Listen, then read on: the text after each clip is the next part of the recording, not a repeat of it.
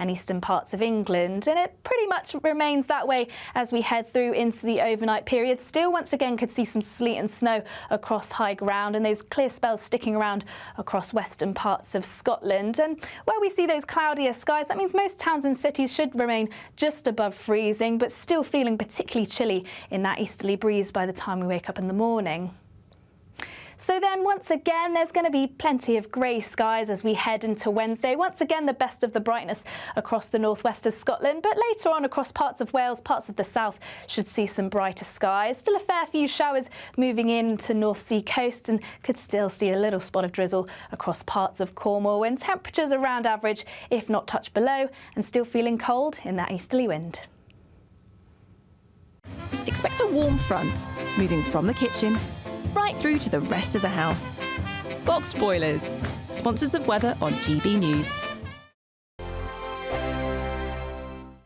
Good luck. Join me, Camilla Tominey, for a frank and honest discussion with those in power that cuts through the spin and gets to the heart of the issues shaping our nation.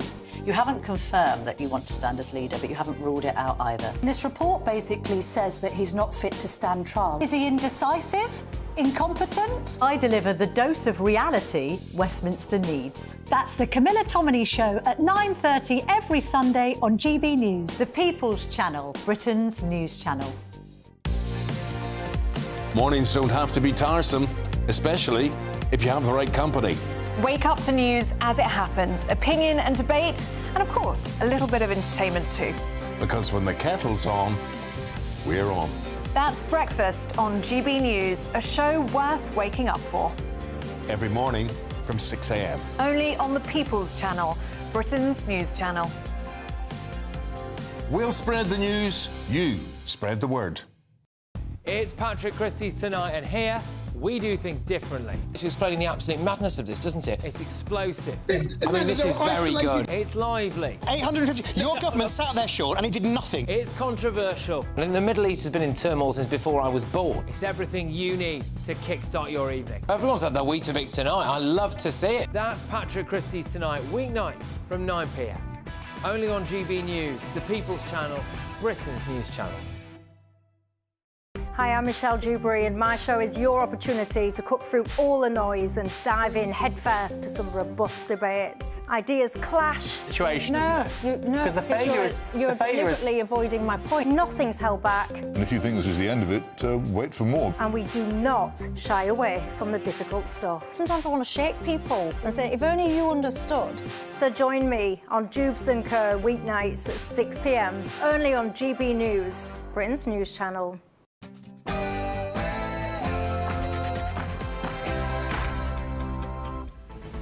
Good afternoon, Britain. It's 12 o'clock on Tuesday, the 11th of February. I'm Tom Harwood. And I'm Emily Carver.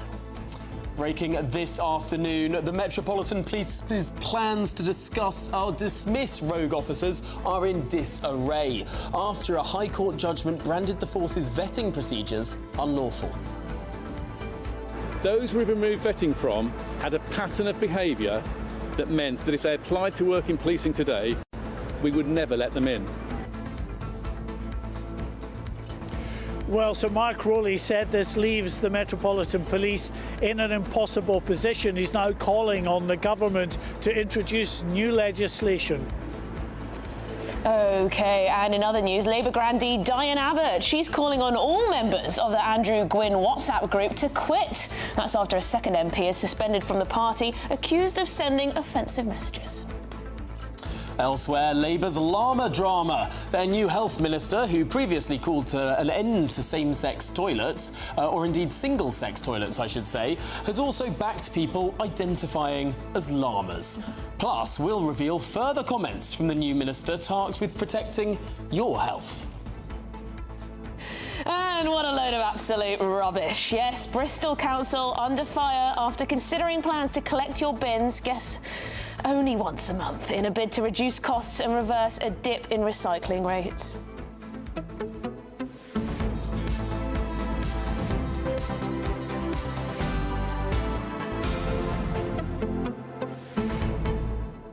I've got a comment on that last story there. Once a month. Once a month. How much rubbish are people Disgusting. producing? I mean, do they all think... I have a theory here, that the people running councils like Bristol, they're pretty well-to-do. Maybe they don't cook for themselves. Maybe they go out to restaurants. Maybe they don't sort of have... Especially food waste, my goodness me.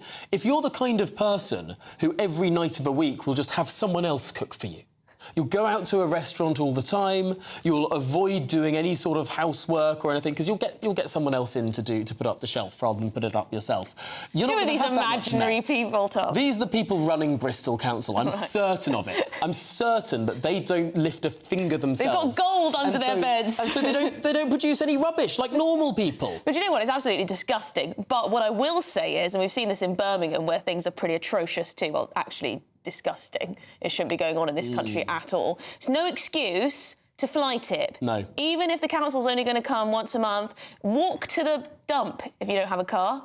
Or share a car or something. No excuse to fly tip. That is just disgusting, unhygienic, and makes us look like we're living in a developing country. And we've seen it more and more in different parts of the country, just sort of a culture of disrespect to communal spaces, a sort of a lack of acknowledgement of property rights, a lack of acknowledgement of of pride in where you live. I mean, it's the tragedy of the Commons writ large. Yeah, I had a bit of a Karen moment, as it is, when these two little kids, they must have been about 10 years old, just eating their sandwiches, having a packet of crisps. They get up off the bench that they're sat in, near where I live. They just drop it on the floor. No. Just drop it on the floor.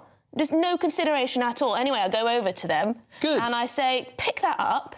It doesn't belong on the floor. They picked it up, and I didn't watch them go over to the bin, but I hope they did put it in the bin because, I mean, I'm sorry, that's parenting. Yes. Well, that's, Or lack of. I think we need a bit more of that. They in look the quite nice country. boys as well. They didn't look like horrible boys. Just no respect at all. I mean, good on you for intervening on me. there. Because I think a lot of people see this sort of stuff and go, oh, I wish I could say something, but then don't. I But wouldn't think have if they looked scary, though, to be fair. Yeah.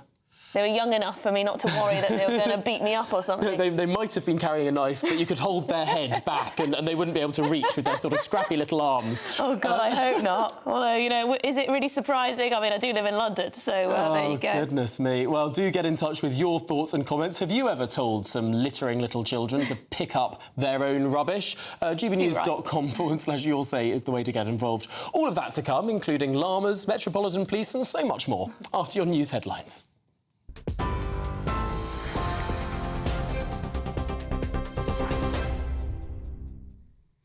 Good afternoon. It's 4 minutes past 12. I'm Katie Bowen in the GB newsroom.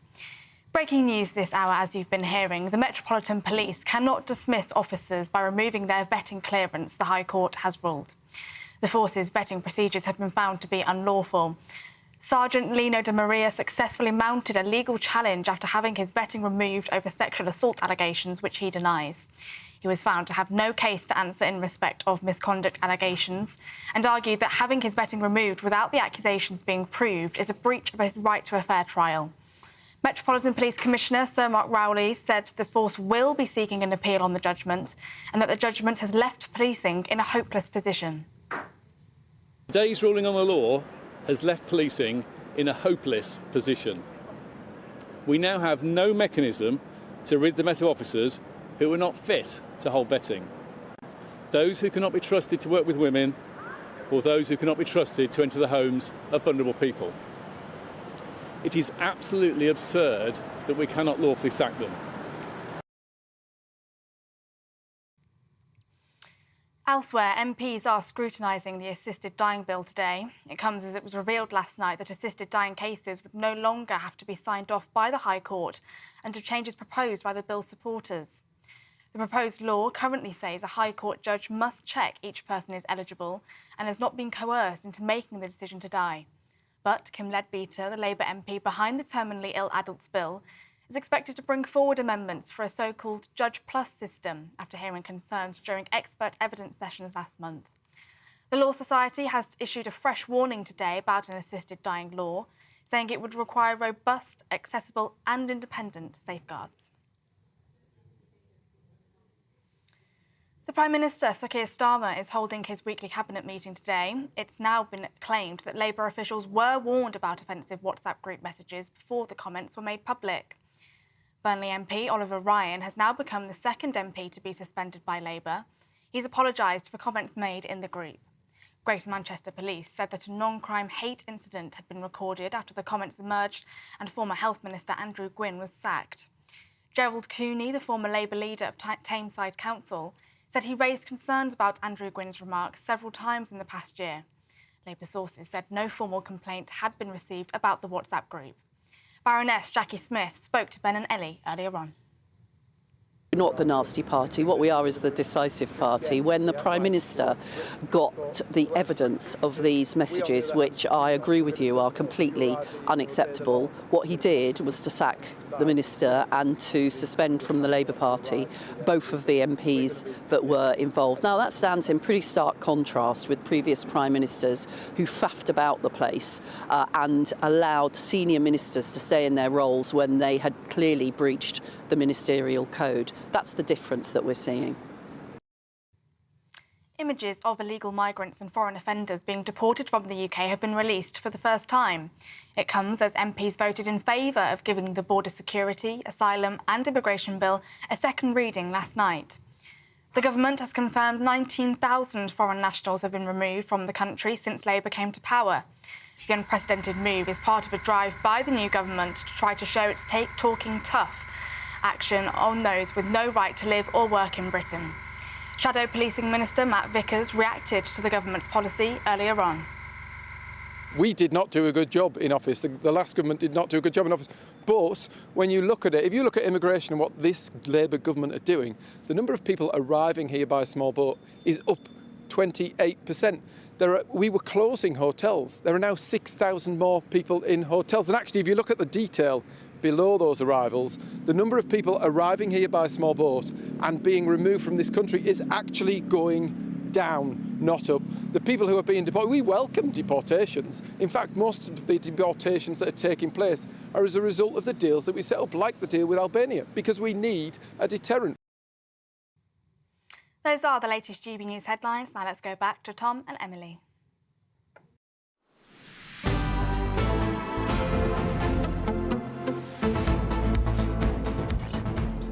Good afternoon, Britain. It's 9 minutes past midday.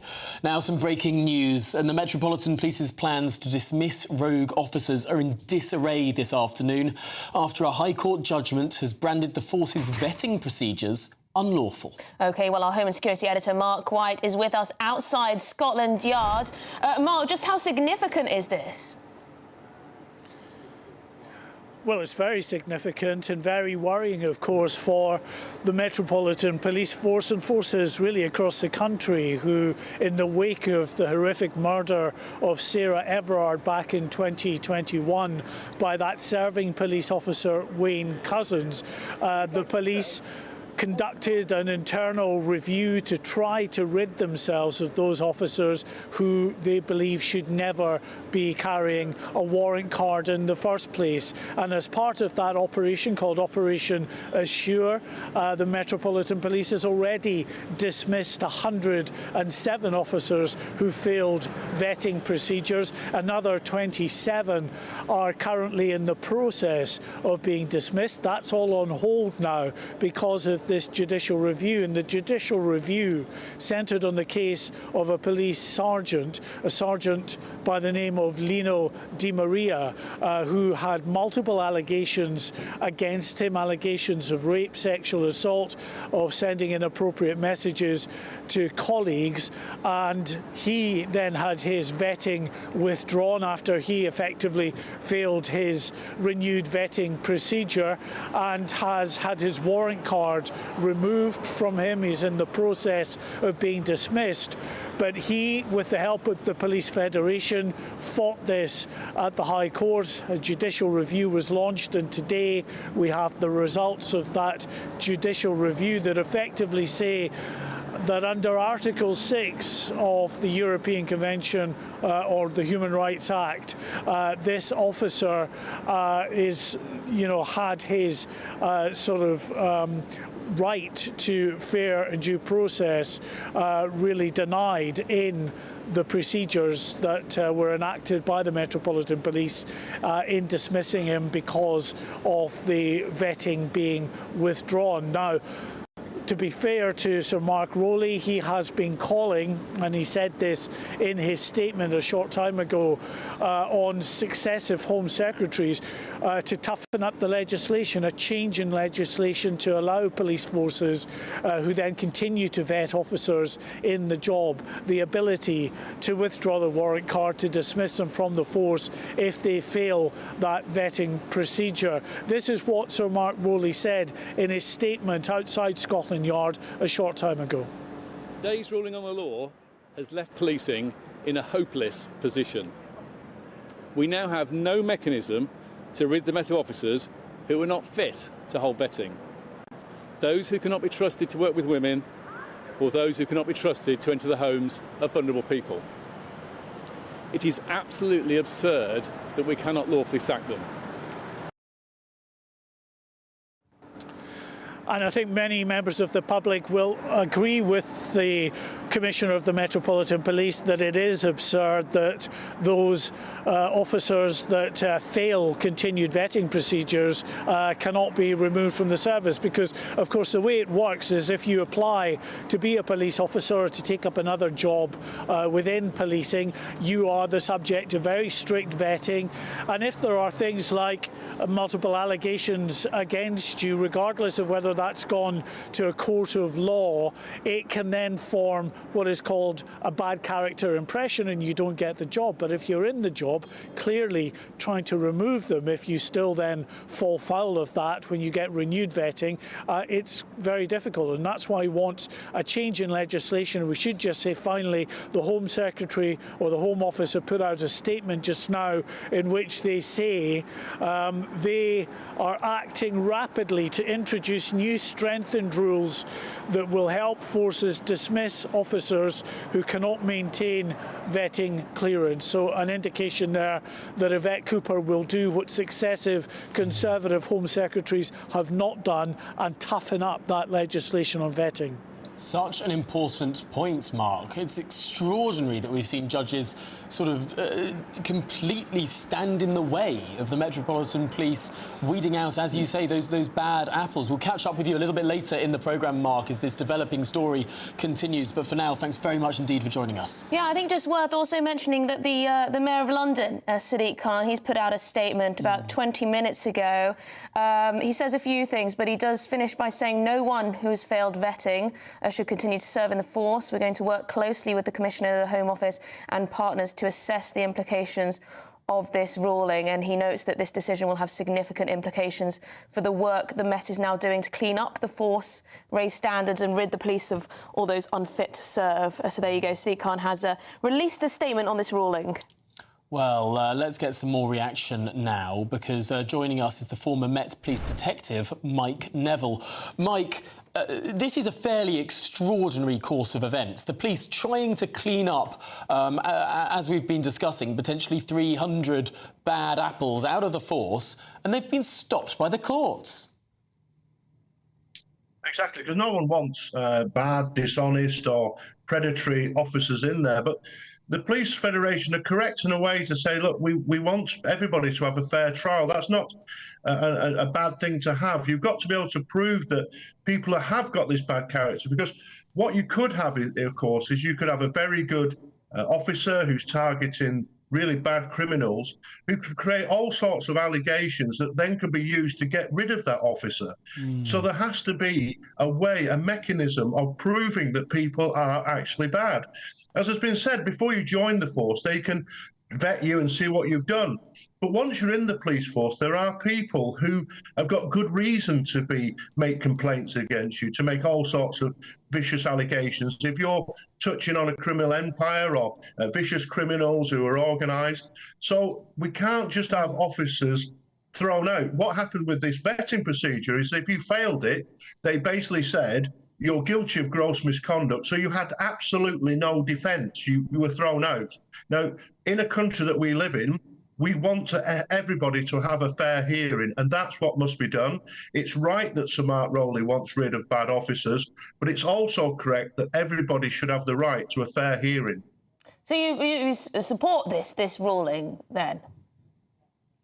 I support the ruling in the sense that everybody should have a fair hearing, because the danger is, as I've said, that organised criminals could make false allegations and create a situation where literally there's no smoke without fire, and you're booted out because there's no smoke without fire. That's not right. This ruling has now created a precedent that is entirely separate and distinct from this one case where it may or may not have been right or wrong what the police decided to do, because now the same, I suppose, process must be applied to everyone else, and the police can't use this process to dismiss someone anymore. The Home Secretary clearly saying, as Mark White was reporting there, that this is an unsatisfactory state of affairs and there'll be new legislation brought forward almost to overturn this court ruling.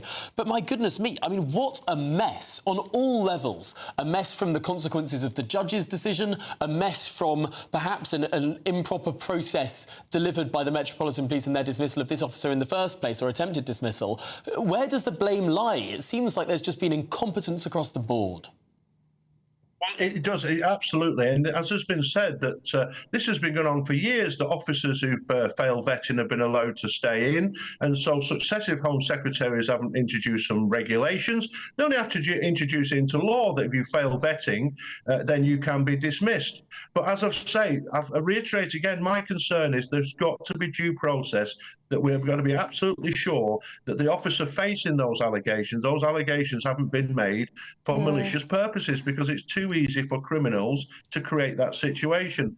So we have to have a fair hearing, but the police also have to have the power to get rid of bad officers, because as we've seen over history, there's always been bad officers. There's thousands and thousands and thousands of good officers. I was just reading about some officers running into a blazing building in Camden doing fantastic work. Every day, officers face knives and guns to keep the public safe. But there are those bad officers who need to be got rid of, but they need to be got rid of in a manner which fits in with a fair and democratic society that we live in. OK, well, Mike Neville, thank you very much indeed for putting your point across so strongly, former Met Police detective. Tom, I just worry that serious allegations against an officer, the balance has got to be towards the security and safety of everyone else, surely, the public and also his colleagues. I mean, serious allegations of rape, sexual harassment and the like. You know, would another employer be able to, you know, sack someone essentially for those allegations? Well, here's the irony in one sense. Yvette Cooper now saying she wants to bring forward legislation to make it easier to sack police officers. All the while, the government is bringing forward the Employment Regulations Bill, which is going to make it harder to sack people in just about every other form of business. I mean, either this government should think that employers should be able to sack people or shouldn't. It seems inconsistent. Yeah, and does it need to be special when it comes to police officers? Should there be some sort of special treatment in one way or another? Anyway, we're going to move on. Let us know your thoughts on that. But in other news, the WhatsApp group where Labour figures are accused of posting racist, sexist and homophobic comments is unravelling. Yes, reports suggest Labour insiders are saying the local party's toxic fallouts were well known, and not surprised that Andrew Gwyn's inner circle was the subject of highly damaging leaks. Yes, and Diane Abbott is now calling for anyone who is in that group to quit. Now, we should say that both of these MPs say they regret making the comments, but let's discuss it now with the Deputy Political Editor at the Mail on Sunday, Anna Mikhailova. Anna, thanks so much for joining us. This is a scandal that has run now into its third day. Where does the Labour Party stand? Well, the Labour Party stands in the sense that Keir Starmer has taken quick, decisive action when the story was first broken by my colleague Abul Taher on Saturday night. So Andrew Gwyn was immediately sacked on the day as soon as those messages were brought by the Mail on Sunday to the government's attention. And now, yesterday, a second MP that was in the group has had the whip withdrawn as well. 3 more councillors have gone as well. But the really worrying thing, and I think this is why the story continues to unfold, is there have now been whistleblowers come forward to say that they did in fact warn senior Labour Party officials about this WhatsApp group over a year ago and that no action was taken. Now, Labour denies that there was any official complaint, but people who have had knowledge of the Labour Party's complaint systems in the past do not have much faith in them. And there is concern about what exactly did people know, who knew it, and why wasn't action taken sooner? Yeah, I wonder, though, whether this sets a bit of a precedent. I'm sure a lot of MPs... Now, obviously, these messages extremely unwise, many of them very offensive, and you would hope that someone in a position of power, authority and responsibility would think twice before sending such messages. But this could be very tricky for a lot of MPs, I could imagine. People who send off WhatsApp messages thinking they're a joke, and then it turns out that they're actually deemed very offensive when they come to light in the newspapers or elsewhere.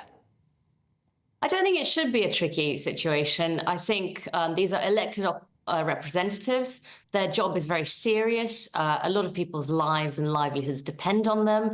And frankly, if they think their job is a joke, then someone else will do it happily for them. There's a strong point for elected MPs, but of course there's a difficulty in the case of Oliver Ryan, who was an MP's staffer at the time he was in the group, rather than an MP himself. He became an MP, of course, in the July election. Is the Labour Party, do you think, in your view, looking differently between these two MPs, given the levels of seniority at the time of the messages? Well, I think it's certainly correct that Andrew Gwynn, who was a minister at this time and had been an MP for a long time, was immediately sacked. I think with Oliver Ryan, he is a newbie MP and he has been suspended, but, you know, doesn't mean, I don't think, that his career is over. I mean, frankly, with all due respect to him, no one had heard of him before. And while I don't think that with Andrew Gwynn, it will be very, very hard for him to serve in any kind of office going forward, I don't think that is the case with Oliver Ryan. So, you know, I think it's important to see that action was taken, but also not to completely say that that means the end of the world for that second MP. But I do think it should be seen in the context of why is it that the Labour Party seems very quick to act after a national newspaper brings us to light, but apparently and reportedly did not act when local party officials claimed they brought it to light. So I think there are very serious questions to be asked there, and I'm sure more will come to light in the coming days. That's a very good question, Anna. Thank you very much indeed for leaving us with that one. Deputy Political Editor at The Mail on Sunday, the paper that broke this story. That is a very good question. Also, just so hopelessly naive to put offensive messages in a group where there will be people who, you know, just assume that everyone likes you and is going to be loyal to you. I mean, come on. Yeah, no, goodness me. This is Good Afternoon Britain on GB News. Do stay with us, plenty more to come. Indeed, Labour's llama drama. Their new health minister, who previously called for an end to single-sex toilets, has also backed people identifying as llamas. Do you want people saying you can identify as a llama running the country?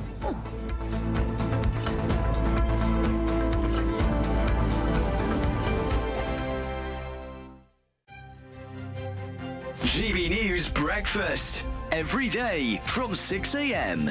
I'm really pleased to see this story. It's the news that bowel cancer screening, the age for that is going to be dropped from 60 to 50. And this is really, really important because bowel cancer is one of the biggest killers, and more people appear to be getting diagnosed with bowel cancer in their 50s.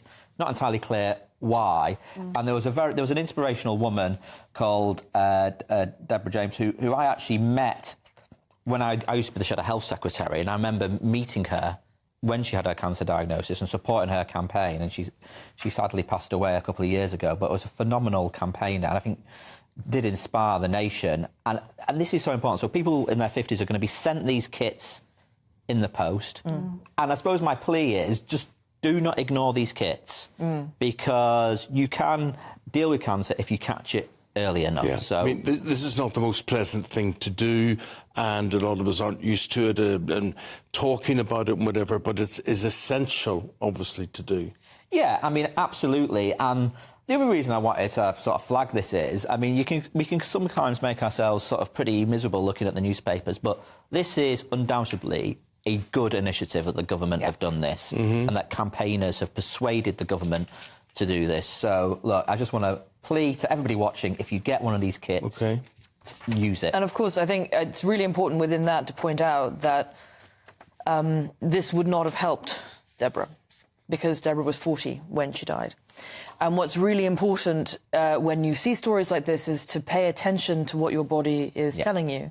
And if you have symptoms that are weird, it is important to go to your doctor and to talk about them and to take the tests.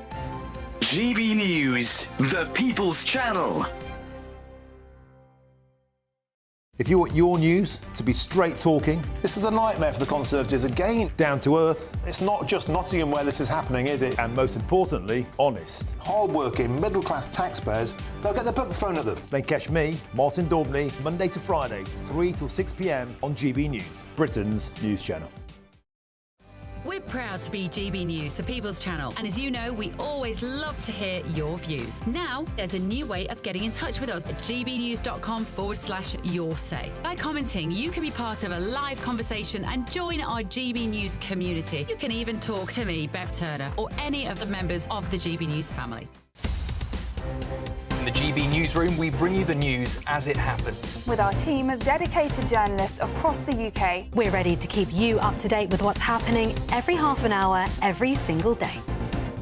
Bulletins here on GB News, the People's Channel, Britain's news channel.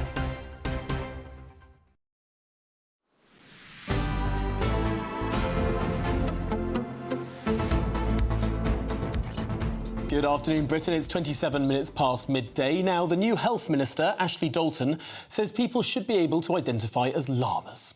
Right, well, the Prime Minister faces questions now over whether Miss Dalton is up to the job of a public health minister, considering she defended people identifying as animals, and she also argued for all bathrooms to be gender neutral. So this woman believes that you can identify as a llama. Well, I'm delighted to say that Tom Harwood is going to tell us the difference between a llama and a public health minister. That's right, Emily. This is the Public Health Minister, Ashley Dalton. Oh, sorry, no. This is the Public Health Minister, Ashley Dalton. It's very hard to tell the difference sometimes between llamas and politicians, but there are some crucial differences that we can see if we look very closely.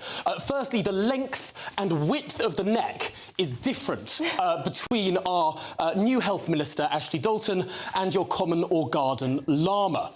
Elsewhere, you might notice, if you look incredibly closely, the length of the ears. Obviously, a little bit more pointy when it comes to the llama, a lot more round when it comes to our new Minister for Public Health. Other points that you could look at is that the front legs of the Health Minister are articulated and rarely on the floor, whereas the front legs of the llama trot along the ground. Individuals might be able to point out other differences. They are subtle, and it is easy to see how the new Health Minister did become confused in that particular Twitter conversation some years ago. We haven't yet heard from the new Health Minister if she has updated her view on whether llamas and people are particularly different and whether people can identify as llamas. More as we get it. Very good, Tom. Yes. Well, we should note that this particular comment from the now Public Health Minister, so she's presumably in charge of keeping us all healthy now as a country. She did make these comments a few years ago, so I'll be interested to know if she's adapted her view. Perhaps she's learned more about the differences thanks to Tom today. Perhaps she's watching, and she'll take that back. Right, well, I believe we're going to speak to Christopher Hope, who may well have more on this story for us. Christopher Hope, you're outside number 10 for us. Christopher, did you enjoy our lesson there about the remarkable differences between llamas and public health ministers? Because Ashley Dalton, she has said some bizarre things. Yes, I feel informed. Thank you, Tom, for that that lesson on what is a llama and how that might, if you're going to identify as one. Yeah, it's important to understand what she's trying to say here, the Labour MP for West Lancashire. She identifies as LGBTQ+. In a 2023 interview with The Guardian, she said she's a gay woman involved in politics for 20 years, on receiving end of some unsavoury comments and abuse. So it comes from a place of being understanding of other people. In 2016, she said we shouldn't have gendered bathrooms at all. And in another social media conversation, again, before she became an MP, to be fair to her, she was asked if people should take someone seriously if they were identified as a llama.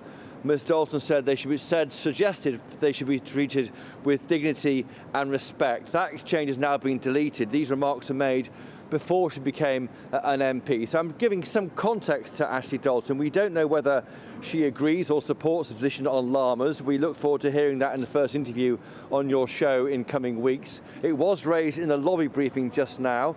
The PM spokesman didn't want to go any further on that, on the issue of llamas and whether the government felt that you could identify or not as a llama. Otherwise, in the cabinet briefing that kind of been held behind me, they mainly talked about the meeting with Mark Rutte, the NATO Secretary General, last week. There's a land use framework coming out from the government. They updated on the industrial strategy out on 11th of June. This will be a significant issue, I think, for the government. Jonathan Reynolds, who's the Business Secretary, he says it will drive the UK's 10-year economic plan to grow.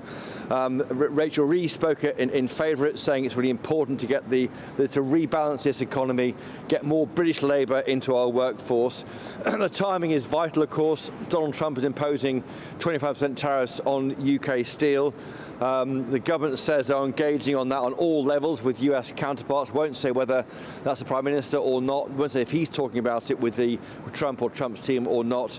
But they will engage on the national interest and also on assisted dying. Overnight, Kim Leadbeater, who's the MP sponsoring this massive change in law if it comes to pass, they've removed judges from giving a final sign-off to be replaced by a panel because of issues with judges and they've got too much on their plate. The government was still neutral, won't say whether that change is supported by Sir Keir Starmer. So that issue is bubbling under. We'll hear more about that in coming days. Yes, very interesting, that one. We're going to be exploring that a little bit later. There are a lot of very concerned people, aren't there, that the safeguards that are included in this bill are being sort of taken away. Eroded. Big thanks to Christopher Hope for that live from Downing Street. Now, plenty more coming up on the show. Indeed, what a load of absolute rubbish. Not this show. No, Bristol Council is under fire after considering plans to collect your bins only once a month. It's all about reducing costs. Well, we talk about that after your latest news headlines.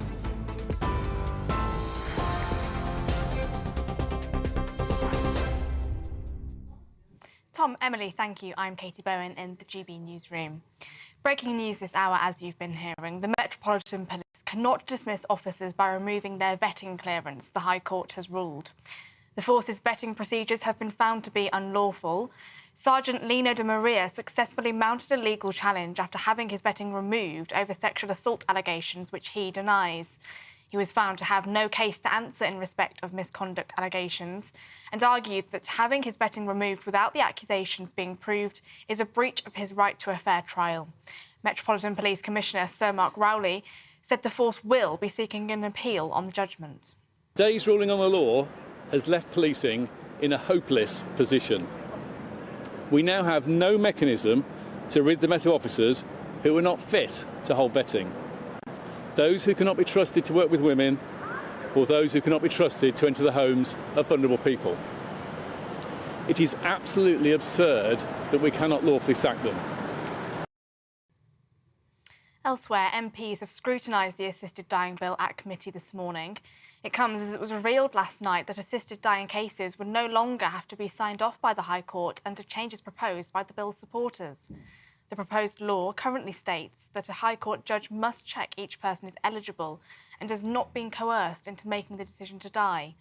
But Kim Leadbeater, the Labour MP behind the terminally ill adults bill, is expected to bring forward amendments for a so-called Judge Plus system after hearing concerns during expert evidence sessions last month. The Law Society has issued a fresh warning today about an assisted dying law, saying it would require robust, accessible and independent safeguards. US President Donald Trump said that the Israel-Hamas ceasefire should be cancelled if hostages held in Gaza are not returned on time.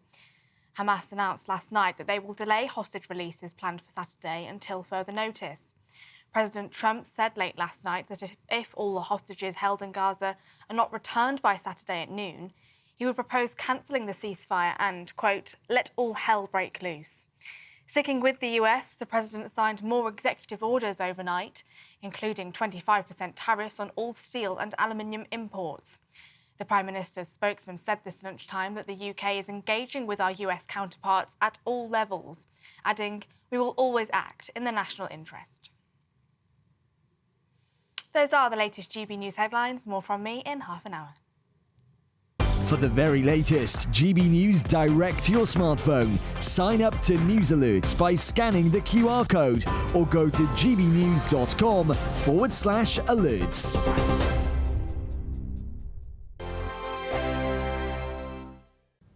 Hello again, I'm here with your latest GB News weather update from the Met Office. Plenty of cloud around today, and under that cloud it is again going to feel pretty cold, and some of us will even see a bit more rain, even a little bit of sleet and hill snow. There is a low pressure system, not a particularly big one, to the southeast. That's brought a bit of rain earlier on today. That's now shifting away. The main talking point being the easterly wind that we continue with, particularly across northern parts, and that's going to add to the chilly feel to things. It's also going to bring a lot of cloud and, like I said, some outbreaks of rain, a bit of sleet, a bit of hill snow for some eastern parts. Further west, staying dry and a greater chance of some sunshine breaking out, particularly across western parts of Scotland.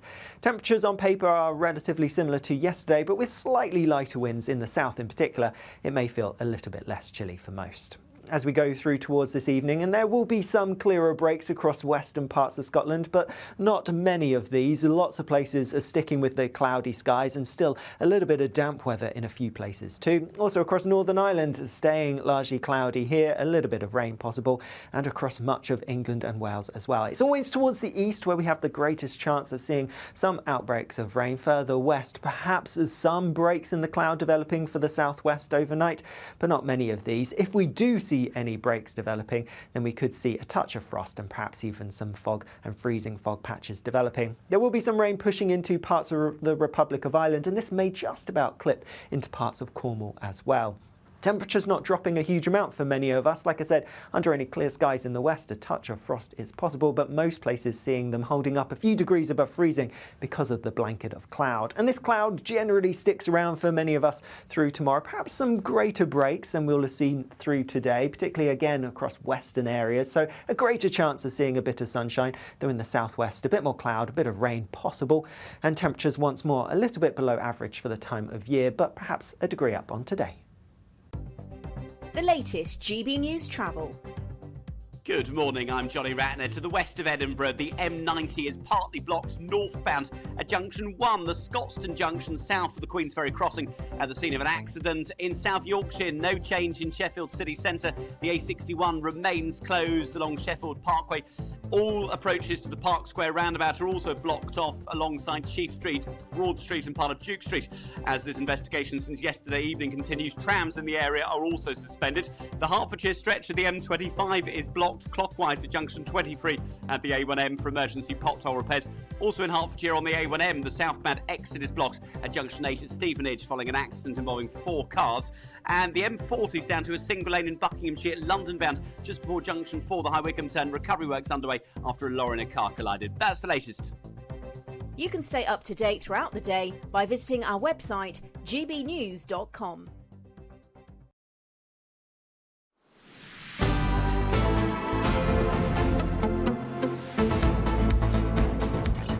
OK, good afternoon, Britain. It's 12:39 and the people of Bristol are concerned about the City Council changing their bin collection service. More interesting than it sounds. The new changes will see a reduction of black bin collections from bi-weekly to just once in a month. I'd be fuming. This plan will reduce carbon emissions. Apparently, it's all about the environment, or is it about the savings of £2.3 million?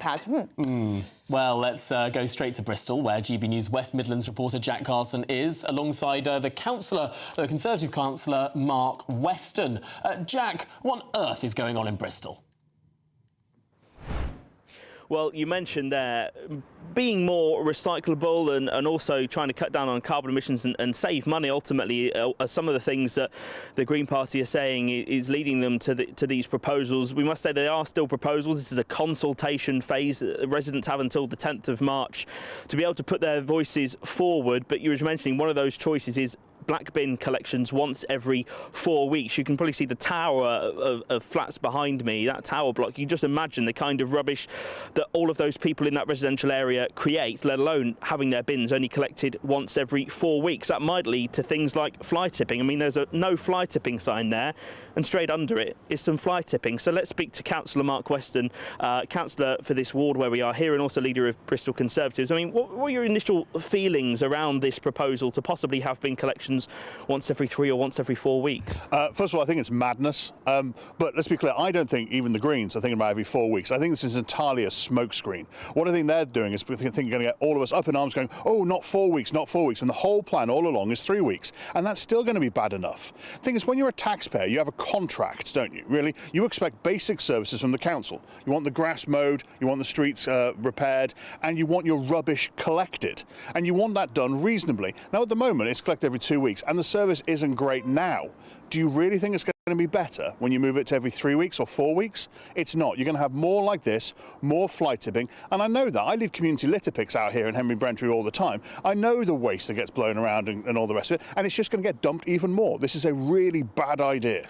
That was going to be my next question about the impact of this. We've been speaking to residents, businesses today. There's a real worry, particularly around the hygiene issue of possibly things like sanitary hygiene products in non-recyclable black bin bags, and those wheelie bins, but also as well vermin and the increase of vermin. That's concerns that have said to us today. Do you share those concerns? I do. I mean, the Greens are sort of saying that they would potentially put in additional things like nappy collections and all the rest of it. But here in Bristol, we have numerous bags that you put out all the time. Often it's said that we file our rubbish, we don't throw it away anymore. And actually, if you're adding additional bins to that, you're just making an already complicated situation even more complicated. And that's before you end up with the idea of things like you get additional vermin and all that for that waste. But really, for me, it's the basic contract. We pay our taxes, we expect a basic level of service, and I expect my bins to be collected every fortnight. Right, Mark, thank you so much for joining us this morning and giving us your viewpoint. Now, we should just say that Heather Mack, who's the Deputy Council Leader of the Green Party, says that there's been, she says, misunderstandings around these bin collections. She says there have been no decisions currently yet made, and saying they're doing this as part of a consultation to ask people's views on waste and recycling as part of wider plans, they say, to re-evaluate their rubbish and recycling collections. Thank you much indeed, Jack Carson, for giving us a taste of what's going on in Bristol at the moment. Shall we speak to Donica McCarthy, the environmentalist? Donica, it's not very dignified, is it, to have your rubbish picked up only once a month if that actually does happen in Bristol? I mean, I'm thinking nappies, female sanitary products. I mean, pretty grim. Good morning, Emily. Good morning, Tom. This is a hilarious scare story from the Daily Mail, usual rubbish. They're not talking about collecting bins once a month. They're talking about collecting recyclable waste every week. They're talking about collecting food waste every week. They're talking about collecting nappies every week. And what they're saying is that as a result of that, the general waste bins are half empty. And so it makes sense that to actually save council taxpayers money, the Tory councillor is hilarious. I mean, they're always talking about efficiency and condemning rises in council tax. And then when the Green Party administration is proposing a sensible measure to stop wasting money collecting half-empty non-recyclable bins, they're actually condemning it. You can't have it both ways. You can't condemn waste. You can't say it's a sensible measure to have once a month bin. Why is it wherever the Green Party is in power? It's happened in Brighton as well, with the rubbish piling high on the streets. Why is it always the case that when the environmentalists get in, the environment becomes worse? Why is it happen that one or two councils that the Green Party focus on, you guys dive in and start condemning it, when actually councils across the UK have actually cut general waste bins because it's a waste of money? 20 councils across the UK, other than the Green Party in Bristol, are already doing this. And Tom and Emma, you talk about tax and efficiency. This should be straight up your street. Do you know how much we're spending on disposing of the huge amount of packaging that supermarkets are pouring into our houses? Donica, have you seen what happens when the bin men go on strike? What happens? When the bin men go on strike, what happens? You have a huge rise in fly tipping. The area where people live becomes pretty disgusting and grim because there's rubbish everywhere. I'm sorry, you can live in a fantasy world where everyone meticulously separates their rubbish and no one wants to use the black bags. But I'm sorry, many people need to use those bin bags and they need them to go to the dump. You are corporate socialists advocating that the homeowners should pay the cost of the waste coming into our houses. It's £486 per household to deal with our waste. And you guys wanted to increase the cost rather than decrease the cost. I thought you were Conservatives. Why are you advocating the waste of public money on a service that's not needed? It's insane. You're There are talking about better strike. ways We're to talking about reduce collection. costs than leaving people with rotten rubbish for week after Tom, week how after dare week you after say- week. How dare you say rotten rubbish? It's a complete and utter Daily Mail lie. The council is collecting food waste every week. You think every It's not single proposing household is change going to that. separate their food waste every single time? I try and Well, you separate as can't- much you waste as I can't can. co- I try. But you know what? Sometimes the banana skin goes in the black bin. If you are throwing your food into the general waste, then you can't complain it's smelly. If you've got a bin to have your food waste, it won't smell. If you want to end up with a smelly bin, Tom, that is your Well, responsibility. Donica, But I don't if only all of us were as perfect as you. Donica McCarthy, No, thank you if very only much for all of putting us up. wanted to cut costs for homeowners. You put up know, the- 43. Donica, we put the case very well. We're going to have to leave it there because we've come to the end. Sorry, I'm not cutting you off on purpose. It's just because we literally have run out of time and we've already overrun. Donica McCarthy, environmentalist there, he thinks it's a good idea, actually, to reduce bin collections. It's a very good sport. Yes. Well, if you want to get away from all the bins and you're in search for some winter sun, here are your top European holiday destinations.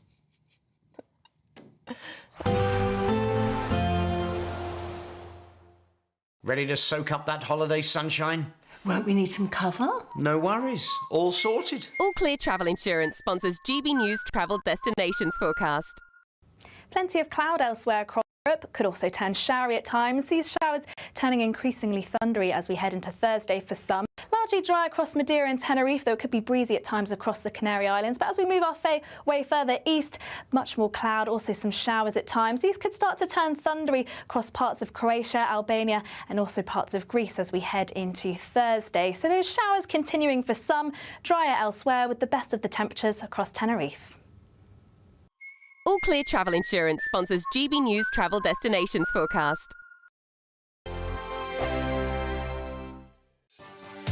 Martin Daubney, weekdays from 3 p.m.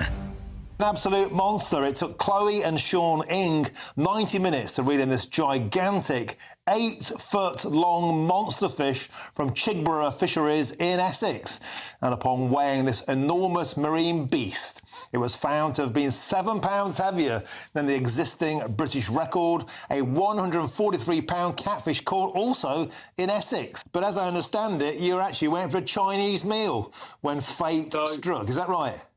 That's correct. So I was fishing an area of Chigborough where you have to fish at a fair distance. So I cast my rods out and then we ordered a Chinese. And yeah, so I got the bite at about 10 to 8 at night.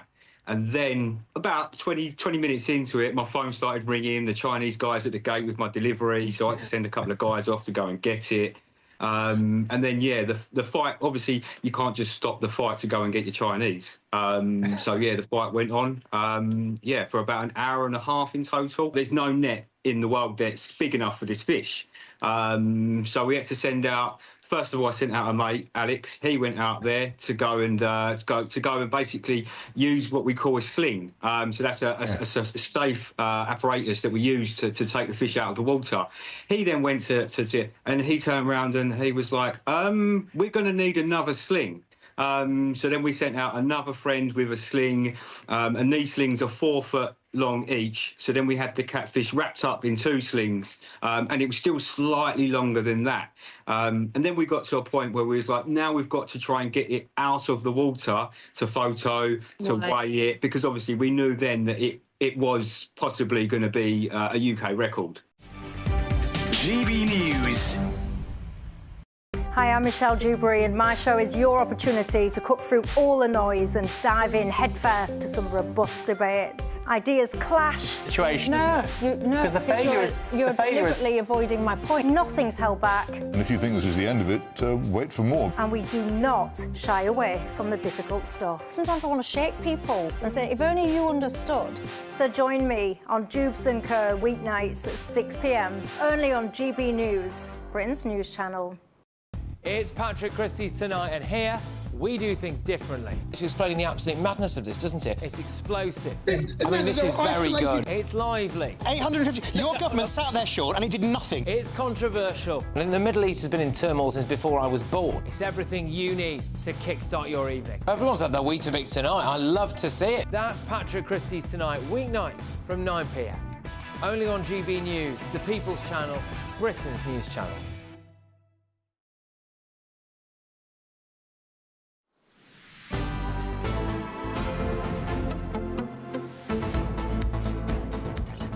OK, well, good afternoon, Britain. It's now 12:51, and there's been a bit of a screeching U-turn coming from the palace. And we've got Cameron Walker here to tell us what that might be. Gosh, well, you know the Princess of Wales, and she wears some lovely outfits sometimes. Well, there was a report in the Sunday Times a few weeks ago from citing a Kensington Palace source saying that she's no longer going to be releasing outfit details because she wants the focus to just be on her work. Well, we have received a Kensington Palace spokesperson in the last hour or so, which appears to contradict that source, saying, to clarify, the comments that appeared in the article were from me, not the Princess of Wales. The comments that were reported should not be directly attributed to the Princess of Wales. To be clear, there has been no change in our approach to sharing information about Her Royal Highness's clothing. Ooh! Awkward. That's very awkward. That made it worse, I think. Yeah, so I think what's happened... dumping it on... I mean, if it is indeed her, or maybe maybe this particular spokesperson was going rogue, going AWOL. I mean, what on earth has gone on there? I mean, I can't tell you what's happening behind palace walls, but what I do know is I was surprised when I read the Sunday Times article, because from my understanding, on a normal day-to-day engagement, they don't release outfit details, but that's been formed for a number of years now. What they do release is details such as if she's at a state visit and she's wearing a lovely dress, or the kind of tiara she's wearing, because that tends to nod to the royal family's, you know, dynasty, 1,000-year dynasty. So I was surprised that this was becoming a story, but it looks like we perhaps are. It's kind of no change. So I'm not quite sure why they've had to clarify this in a on-the-record spokesperson quote. But say, Libby, yeah, because we were sort of told, weren't we, that Princess Catherine wanted the focus to be on her work that she's doing rather than her clothing, and I thought my instant reaction was, well, can't you have both? Isn't it nice to share what you're wearing? Lots of people look at you and think you look beautiful and love the clothing you're wearing. It's nice to help promote British brands and designers and things like that. I thought it sounded a little bit snooty. So now it doesn't seem to be the case. And that was one of the criticisms, that by the fact that the Princess would not be releasing these outfit details, it's not giving those much-needed British brands the kudos, perhaps, that they deserved. It was dubbed, when she married into the royal family in 2011, the Kate Middleton effect. Perhaps that's slightly condescending towards the Princess of Wales, but the point still stands. If you're a member of the royal family and you have this huge public profile, you do have the power to empower, you know, British brands, British companies, similar to the royal warrant, I suppose, with what you are wearing. And that's a nice thing. No one thinks you're a ditzy woman just because you're wearing a nice outfit or you give the details. Cameron Walker, thank you very much for bringing us that breaking news from the Kensington Palace. Well, don't go anywhere. Still to come on Good Afternoon Britain, the Met Police, their plan to dismiss rogue officers is in disarray this afternoon. We'll have all the details after the weather.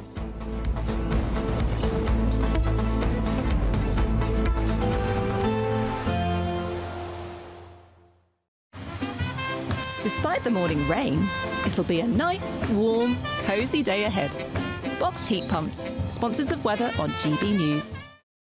Good afternoon. Here's your latest Met Office weather update for GB News on this rather grey day. More cloudy, cold weather to come as we go through the rest of this week. We do currently still have high pressure to the northeast of us, and it's this that's led to that easterly flow. So we're dragging in our air from the east, and that's why we have so much cloud. And also the greatest chance of some further rain, perhaps even a bit of sleet and hail snow, will be across eastern areas. Further west, there has been a bit of sunshine today, not much, and with that then there will also be some clear breaks overnight, but again, not a lot of these. Most places staying grey, staying cloudy, and there could still be some damp weather around too. Because of the cloud though, temperatures not dropping a huge amount, most places staying a few degrees above freezing, but where we get the clear skies overnight, we could see a touch of frost, perhaps even some patches of fog or freezing fog. These are most likely across western, northwestern parts of Scotland first thing tomorrow morning, and could take a little while to clear. A cloudier story further east, and then there could be some rain around as well. Similar for much of Northern Ireland and down across the eastern side of England. Pretty cloudy, some drizzly outbreaks of rain, perhaps even a bit of sleet pushing its way through. But a brighter start perhaps for some parts of Wales and maybe southwest England. But here again, we could have some fog or freezing fog patches to watch out for. As we go through the day tomorrow, most places staying grey and cloudy. Still a few outbreaks of light rain towards the east, only 1 or 2 making their way further west. Western parts, again, the best chance of seeing some brightness, perhaps a little bit more of that than today. Temperatures may be up a degree or so, but still feeling pretty chilly. Unsurprising, it is February and there's so much cloud around. Sticking with the largely cloudy skies as we go through the evening and through much of the night, but perhaps some greater, clearer skies developing for a time and a bit of rain pushing into the far southwest as well. More cloud to come as we go through later on this week, though we could see a bit of rain pushing in from the southwest. Bye-bye. There will be a light breeze in the morning, leading to a warm front. Boxed heat pumps, sponsors of weather on GB News. We're doubling your watching on demand. Good luck. GB News Breakfast. Every day from 6 a.m. Have you noticed that more and more stores are closing? Well, last year, apparently 13,000 stores closed for the last time on the high street. Well, experts warn the worst is still to come for our small businesses. Well, let's talk to retail expert Jeremy Baker. Good morning to you, Jeremy. How bad is it and what can be done? Well, nothing can be done about it. Retail is like that. It's boom and bust operation. So last year, let's say you had a shop and it was booming. This year, the consumer can just change their mind. They don't need to come back to your shop ever again. Well, it is sad, Jeremy, because our high streets are the beating heart of our communities, aren't they? And for many people, I know I can relate to my high street, it is such a depressing sight, walking down there and seeing them all boarded up and closed down. But how often do you walk down that boarded up high street? I think people move on to something else. The online world is very big. Yeah. And lots of other things are very exciting. And so people, you know, the shop, I like to go to my GP in a shopping centre and get my tests done there rather than tramp off all the way to the GP, for example. And children could go to little schools in the high street. I've seen that happen already. So lots of things could happen to the high street. It could be much more a social centre. Much more kind of like pubs, coffee shops, all that. Charities. I don't see anything wrong with charities taking over, but the idea of this shop-centred high street finished, that's gone. Never coming back. Goodbye. It's not sad, it's just life. GB News, the People's Channel.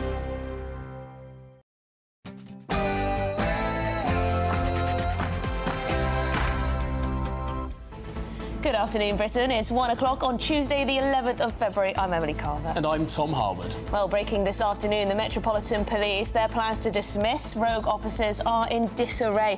That's after a High Court judgment branded the force's vetting procedures unlawful. Those we've removed vetting from had a pattern of behaviour that meant that if they applied to work in policing today, we would never let them in. Well, the Metropolitan Police say that it has left them in a hopeless situation where officers are now going to have to stay on effectively administrative leave because they won't be brought back into the force. The Home Office has said that it is acting to bring forward new legislation. For the birds, Conservative leader Kemi Badenoch dismisses any pact between the Tories and the Reform Party.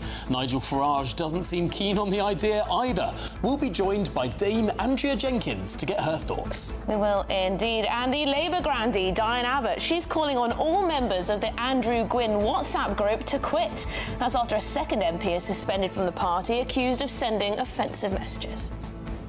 And Labour's llama drama. Their new health minister, who previously called for an end to single-sex toilets, has also backed people identifying as llamas. And here's a live llama. Goodness me, we'll reveal further comments made by the new minister and have a little look at some more of our furry friends a little later on. Very attractive. And And what a load of absolute rubbish. Bristol Council is under fire after considering plans to collect your bins only once a month in a bid to reduce costs and reverse a dip in recycling rates. Yes, this is coming from the Green Party.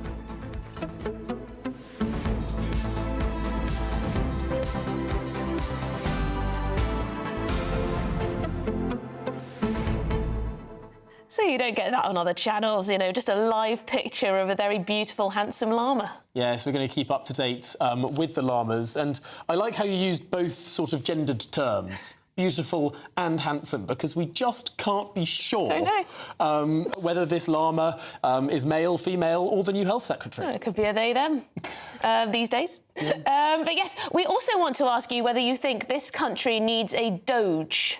Now, that's Elon Musk's Department of Government Efficiency. That's the one. And they're looking into scrapping all sorts of very costly government schemes, trying to save money, trying to cut out the woke waste. And we're going to be speaking to Charlotte Gill, who's leading the woke waste campaign to get rid of such things. Yeah, she sort of has set up a self-styled Doge UK, which is fascinating. I mean, you would not believe the amount of taxpayers' money that gets spent on, well, things that I don't think any right-thinking person would imagine taxpayers' money gets spent on in this country. Yes, and we're going to reveal exactly where your money's going, and you will be shocked. Well, perhaps you won't even be shocked these days.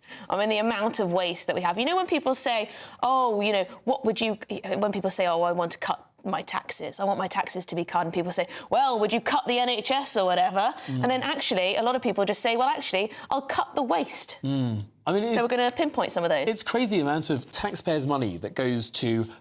they call themselves charities, but they're influence campaigns. They're sort of political campaigns that get taxpayers' money. I mean, in many cases, we saw this over the last 14 years, a campaign group would be campaigning against a government policy, and who was funding that campaign group? The government. And so you had the government paying people to campaign against government policy. Crazy. I mean, no sane person would set up a system like this, completely disjointed, completely without any sort of sense or direction. Crown country, and in the latest turn of the Chagos Island story, you may have seen that the UK has funded a £1.3 million diversity scheme in Mauritius during the Chagos negotiations. No idea either. No idea. Why? How? For what purpose? Well, all to come, and so much more after your latest news headlines.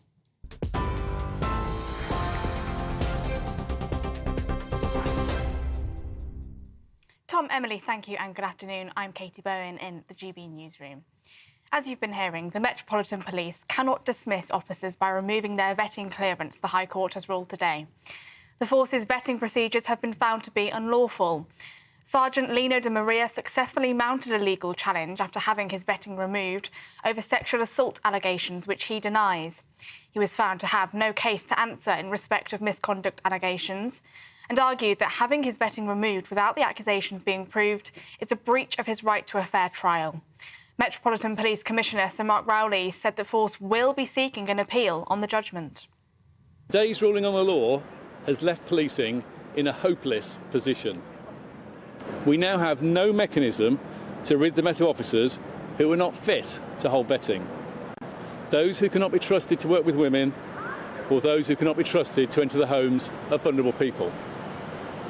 It is absolutely absurd that we cannot lawfully sack them. Elsewhere, MPs have scrutinised the assisted dying bill at committee this morning. It comes as it was revealed last night that assisted dying cases would no longer have to be signed off by the High Court under changes proposed by the bill's supporters.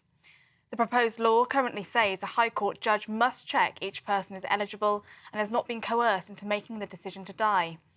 But Kim Leadbeater, the Labour MP behind the Terminally Ill Adults Bill, is expected to bring forward amendments for a so-called Judge Plus system after hearing concerns during expert evidence sessions last month. The Law Society has issued a fresh warning today about an assisted dying law, saying it would require a robust, accessible and independent safeguards. Labour officials were warned about an offensive WhatsApp group message before the comments were made public, it's been claimed today. Burnley MP Oliver Ryan has now become the second MP to be suspended by Labour. He has apologised for comments made in the group. Greater Manchester Police said that a non-crime hate incident had been recorded after the comments emerged and former Health Minister Andrew Gwynn was sacked. Gerald Cooney, the former Labour leader of Tameside Council, said he raised concerns about Andrew Gwynn's remarks several times in the past year. Labour sources said no formal complaint had been received about the WhatsApp group. Baroness Jackie Smith spoke to GB News earlier on. We're not the nasty party. What we are is the decisive party. When the Prime Minister got the evidence of these messages, which I agree with you are completely unacceptable, what he did was to sack the Minister and to suspend from the Labour Party both of the MPs that were involved. Now, that stands in pretty stark contrast with previous Prime Ministers who faffed about the place and allowed senior ministers to stay in their roles when they had clearly breached the Ministerial Code. That's the difference that we're seeing.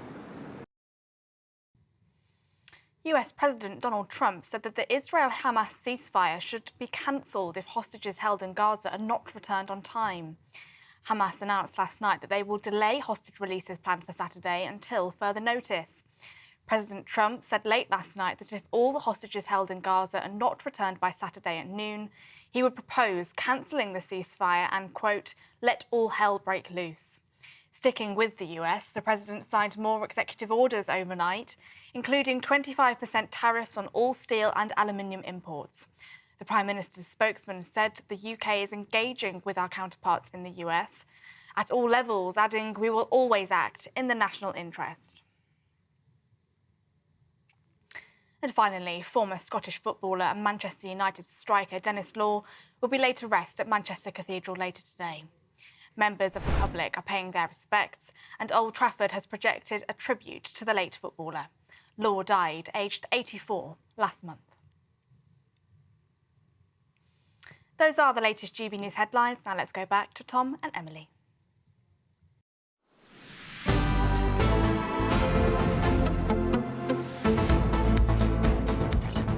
Well, good afternoon, Britain. It's 1:08. It's for the birds. Kemi Badenoch, that's her dismissing the idea of doing an election pact with Nigel Farage's Reform UK during an interview to mark her 100th day as leader of the Conservative Party.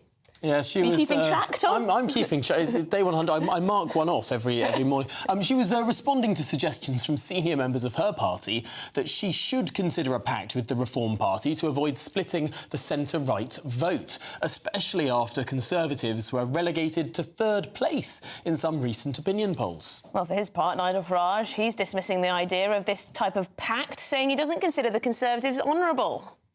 Well, let's get the views of now Reform UK's mayoral candidate for Greater Lincolnshire, the former Conservative MP, Dame Andrea Jenkins. Thanks so much for being with us, Andrea. This is, of course, a point of huge discussion, not least because we're looking back over the 50 years since Margaret Thatcher became Tory party leader in 1975. Of course, in 1983... there were not one, not two, but three centre-left parties. They split the left-wing vote and gave Mrs Thatcher her biggest ever majority. Is there a risk that exactly the same thing will happen with Keir Starmer at the next election?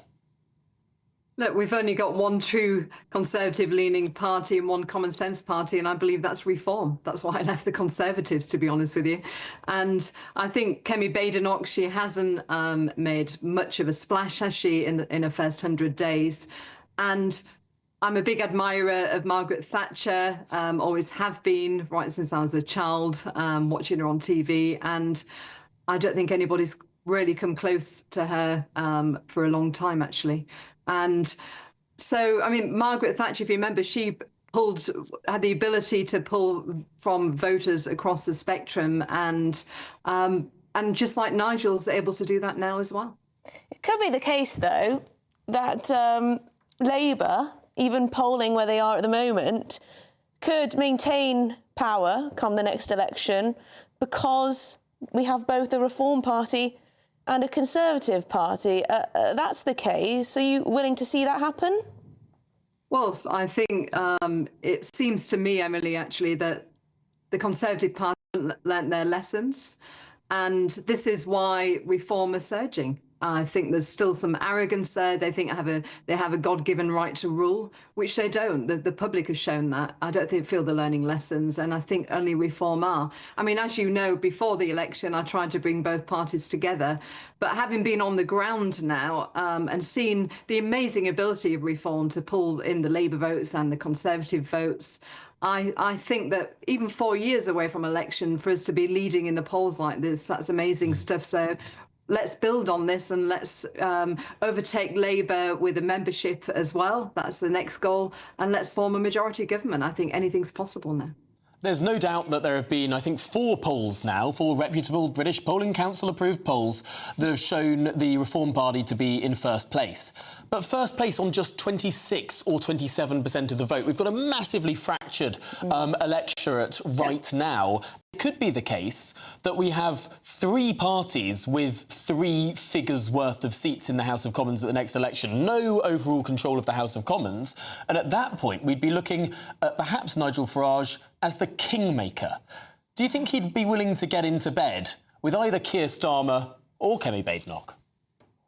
I think we're too far from an election to even look at that. But I mean, God, I don't think we'd ever get into bed with Keir Starmer or Kemi, let's face it. I mean, I do blame Kemi and I blame Starmer for the state that the country's in.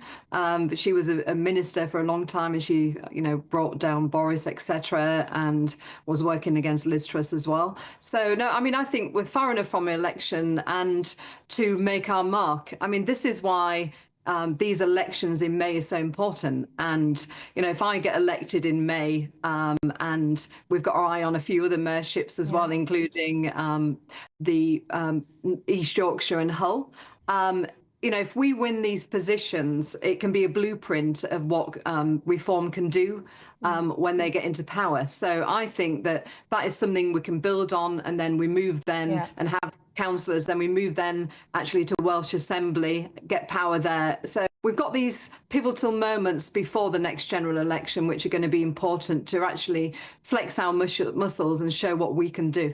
Yeah, Andrew Jenkins, you mentioned Boris Johnson. I do wonder, because I know a lot of small C conservatives and whatever, have changed their mind, really, about Boris Johnson and his legacy, particularly as a result of what people are calling the Boris wave of immigration that saw huge amounts of immigration in just a very short amount of time, seemingly without any discussion. Have you changed your mind about him? Yeah. I'll always defend Boris as a friend. I mean, look, we're not on the same page with the green issues, for example, and we never have been. With respect, no one really cares if you're as a friend, you know, about what the decisions he made for the country. Look, I think that he was under tremendous pressure when COVID hit. I think if it hadn't been COVID and the Ukraine war, the Conservatives would be in a different position. You know, having been in government in the Whip's office, seeing it behind the scenes and the manoeuvring to bring down leaders, and there's so many change of leaders, it wasn't a good look. But I think that the moment now is for change, not the change in the Keir Starmer sort, but a fresh party with new ideas. And when I defected to Reform, I said I was joining the party of the brave, and I genuinely still believe that. And you know, Nigel and the Reform MPs, we've got Zia, we've got, you know, myself, we actually speak up for what people believe in. Just quickly on that point, Andrew Jenkins, Zia Youssef posted a tweet in the last couple of days suggesting that if Reform got into power, there would be a fresh COVID inquiry with the potential of criminal prosecutions for people like Matt Hancock and Boris Johnson. It seems that Zia Youssef has been talking a lot about Boris Johnson the last week or so. Are you on the same page with your party chairman that a fresh inquiry could send Boris Johnson to prison? Look, I mean, I was on the inside. As I said, I was in the Whip's office. I was Robert Jenrick's PPS when COVID hit. So all the food boxes going out. So I saw a different side of it. I saw that it was a government who was actually trying to I guess, manage the situation as best as it could. So I saw a different side to it from, being on the inside at that time.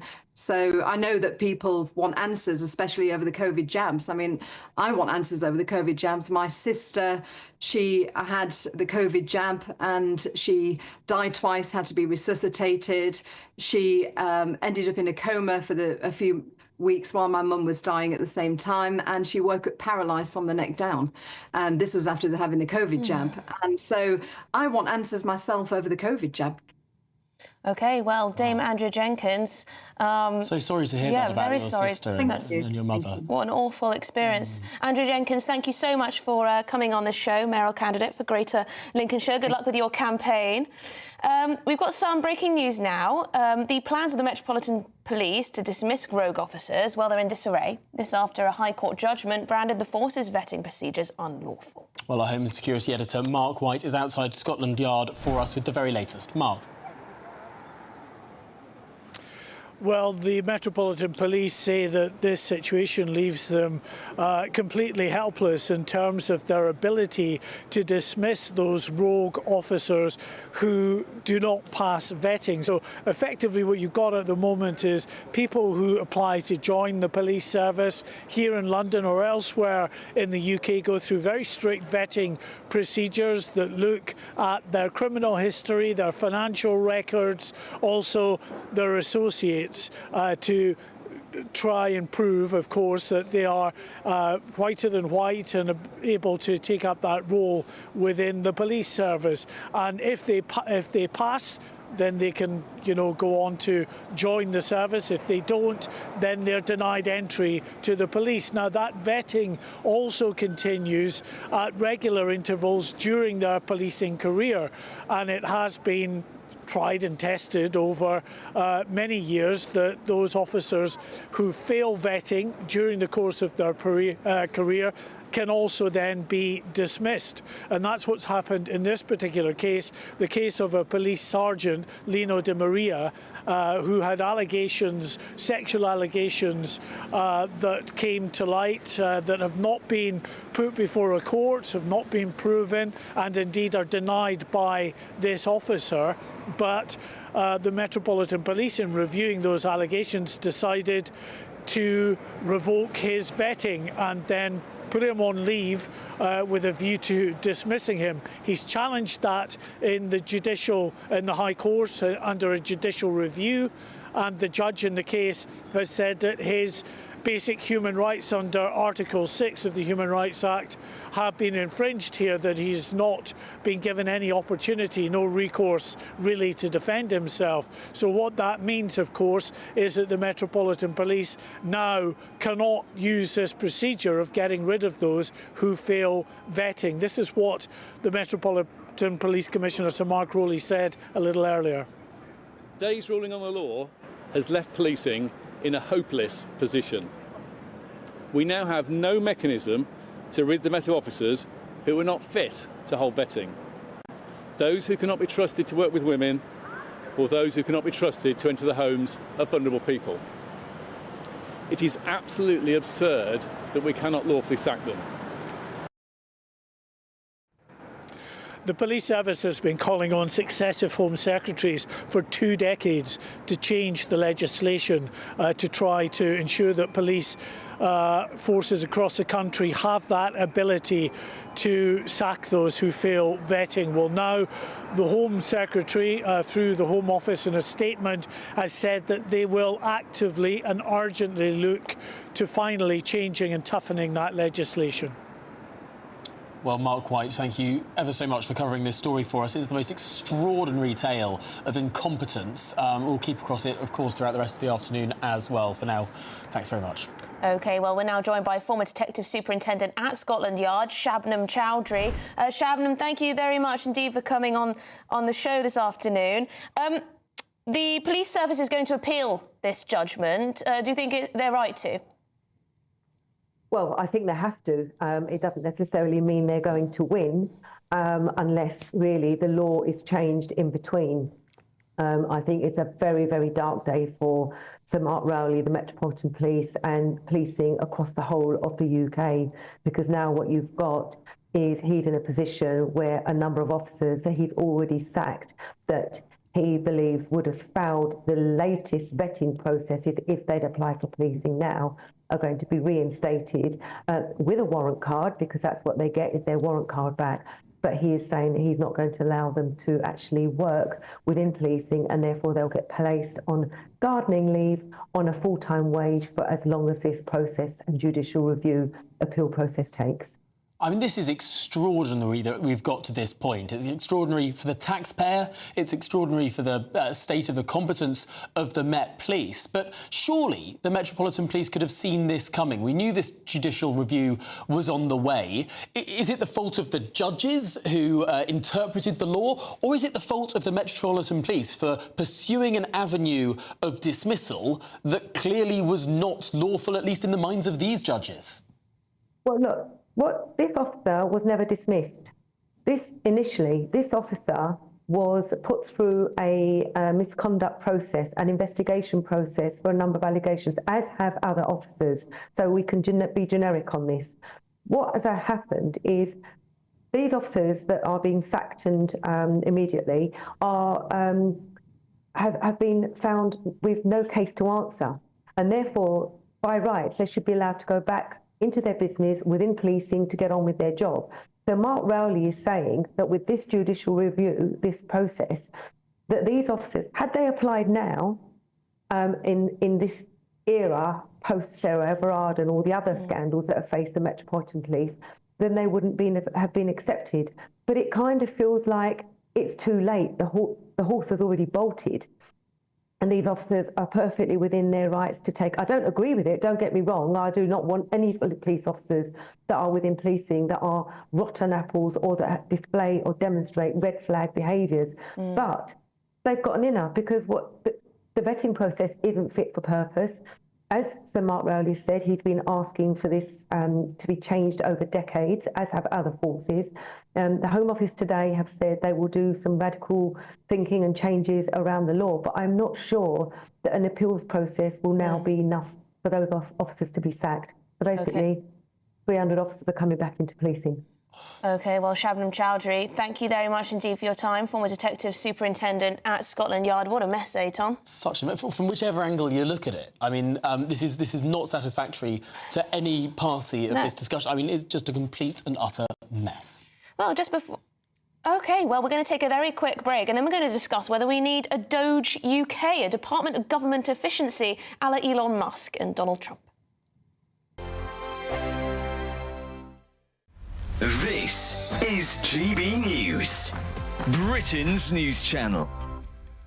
Ironic article in The Guardian, Nick, caring about facts. Yeah, this is Meta is ushering in a world without facts, says Nobel Peace Prize winner. And they just seem to give these Nobel Peace Prizes to anyone these days. So it's Maria Ressa. Not working.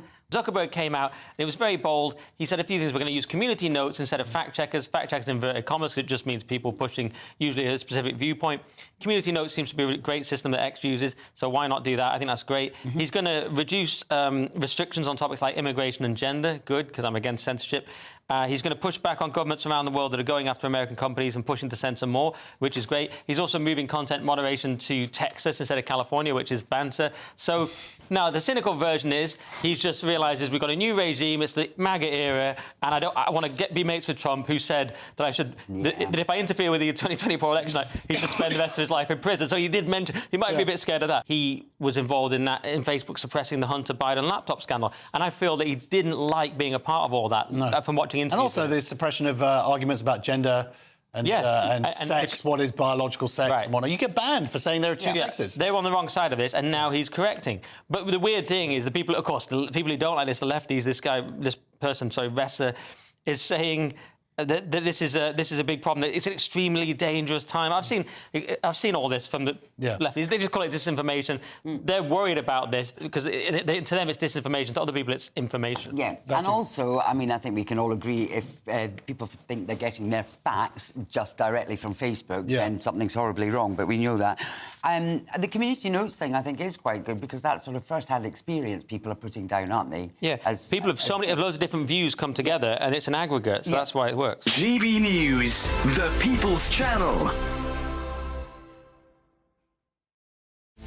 This is Britain's newsroom, where your voice matters. It's just astonishing. With expert analysis and honest opinion, we don't just keep you informed. We bring you unique perspectives you won't see anywhere else. Can't argue with any of that. When the news happens, it happens here. On Britain's newsroom, weekdays from 9:30 a.m. Only on GB News.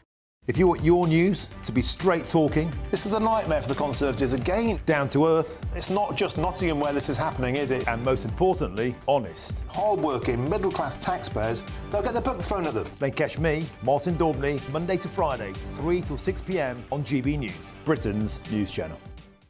Headliners on GB News 11 p.m. every night. It's got 3 top comedians going through the next day's newspapers so you don't have to read them, which is great. That's a good point. He's lying. I mean, maybe he's not lying. That's Headliners every night from 11 p.m. and 5 a.m. as well on GB News, Britain's news channel.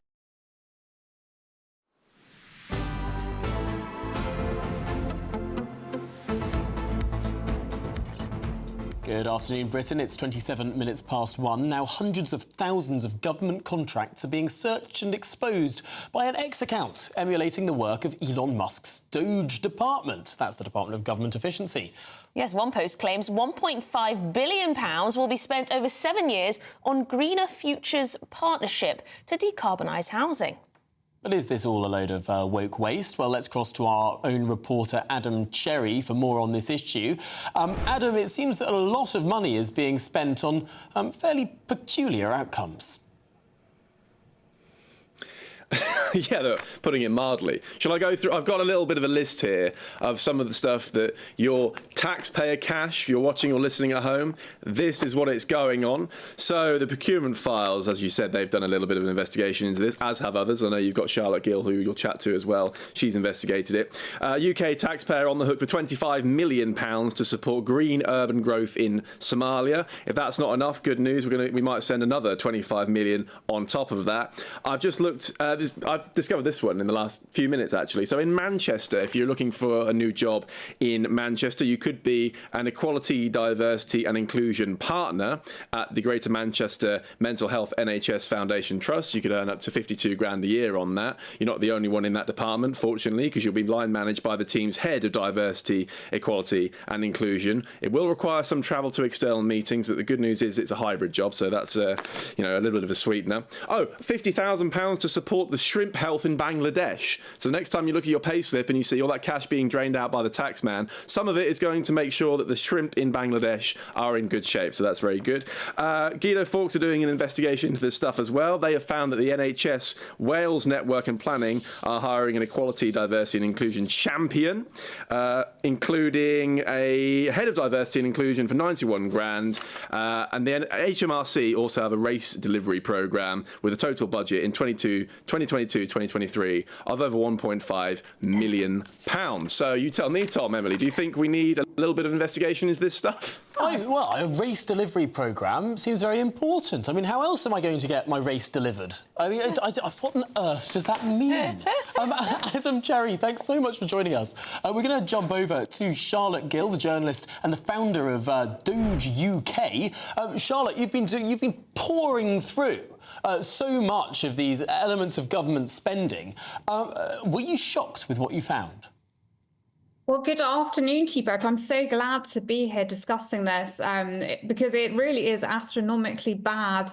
I started researching what I call woke waste. I call it how the taxpayer is funding their own demise in 2023. And it all started when I found that we'd spent £600,000 investigating pregnant men.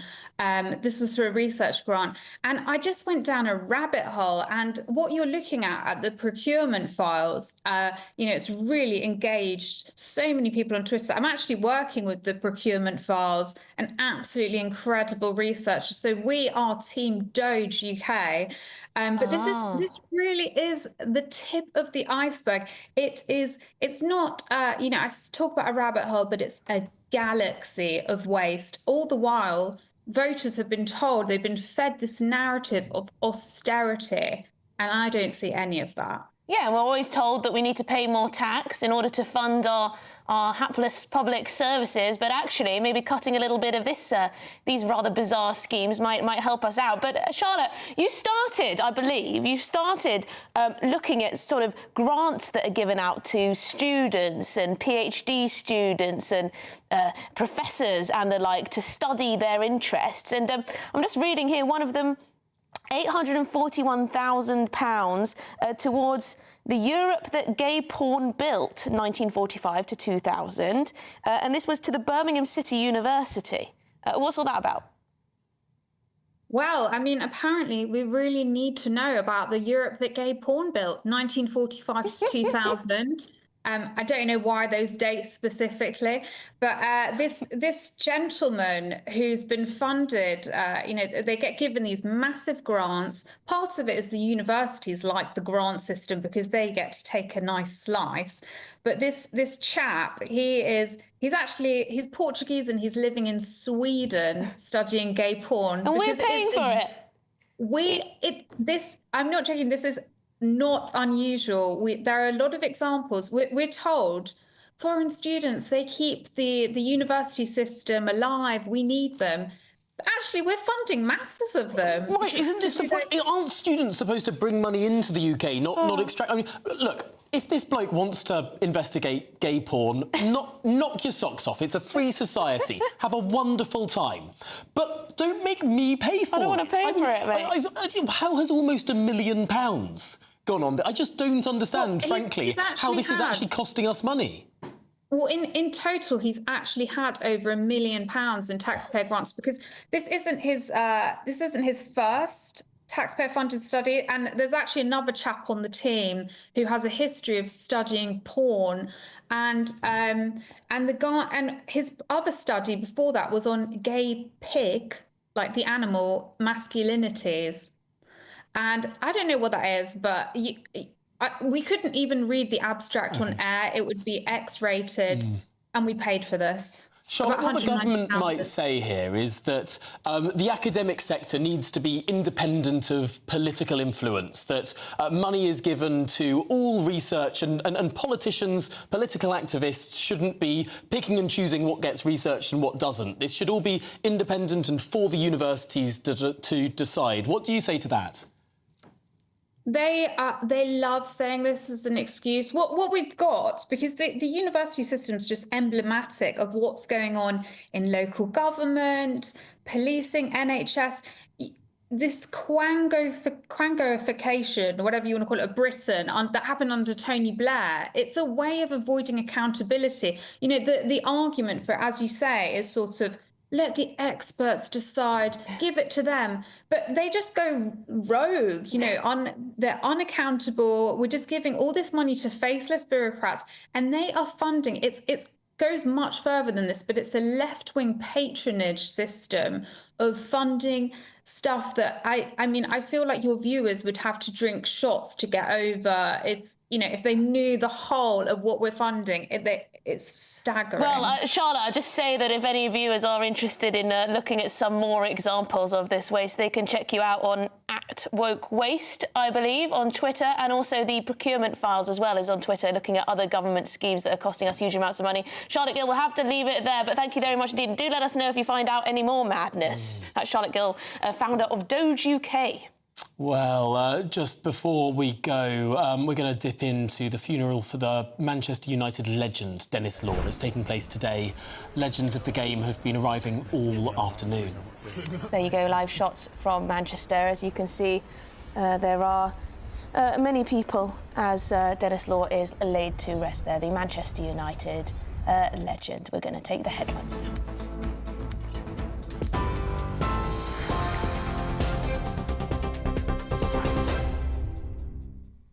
Tom, Emily, thank you. I'm Katie Bowen in the GB newsroom. As you've just heard, happening this lunchtime, former Scottish footballer and Manchester United striker Denis Law is being laid to rest at Manchester Cathedral. Many former players and managers are in attendance, including former Manchester United manager Sir Alex Ferguson. Members of the public are paying their respects, and Old Trafford has projected a tribute to the late footballer. Law died aged 84 last month. More from events in Manchester soon. The Metropolitan Police cannot dismiss officers by removing their vetting clearance, the High Court has ruled today. The force's vetting procedures have been found to be unlawful. Sergeant Lino de Maria successfully mounted a legal challenge after having his vetting removed over sexual assault allegations, which he denies. He was found to have no case to answer in respect of misconduct allegations and argued that having his vetting removed without the accusations being proved is a breach of his right to a fair trial. Metropolitan Police Commissioner Sir Mark Rowley said the force will be seeking an appeal on the judgment. Today's ruling on the law has left policing in a hopeless position. We now have no mechanism to rid the Met officers who are not fit to hold vetting. Those who cannot be trusted to work with women, or those who cannot be trusted to enter the homes of vulnerable people. It is absolutely absurd that we cannot lawfully sack them. Elsewhere, MPs have scrutinised the assisted dying bill at committee this morning, and it comes as it was revealed last night that assisted dying cases would no longer have to be signed off by the High Court under changes proposed by the bill's supporters. The proposed law currently says a High Court judge must check each person is eligible and has not been coerced into making the decision to die. But Kim Leadbeater, the Labour MP behind the terminally ill adults bill, is expected to bring forward amendments for a so-called Judge Plus system after hearing concerns during expert evidence sessions last month. The Law Society has issued a fresh warning today about an assisted dying law, saying it would require robust, accessible and independent safeguards. Those are the latest GB News headlines. Now let's get to your finance report. For the very latest GB News direct to your smartphone, sign up to News Alerts by scanning the QR code or go to gbnews.com/alerts.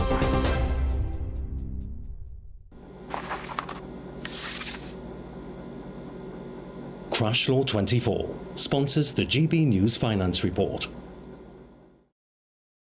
Here's a quick snapshot of today's markets. The pound will buy you $1.2388 and €1.2002.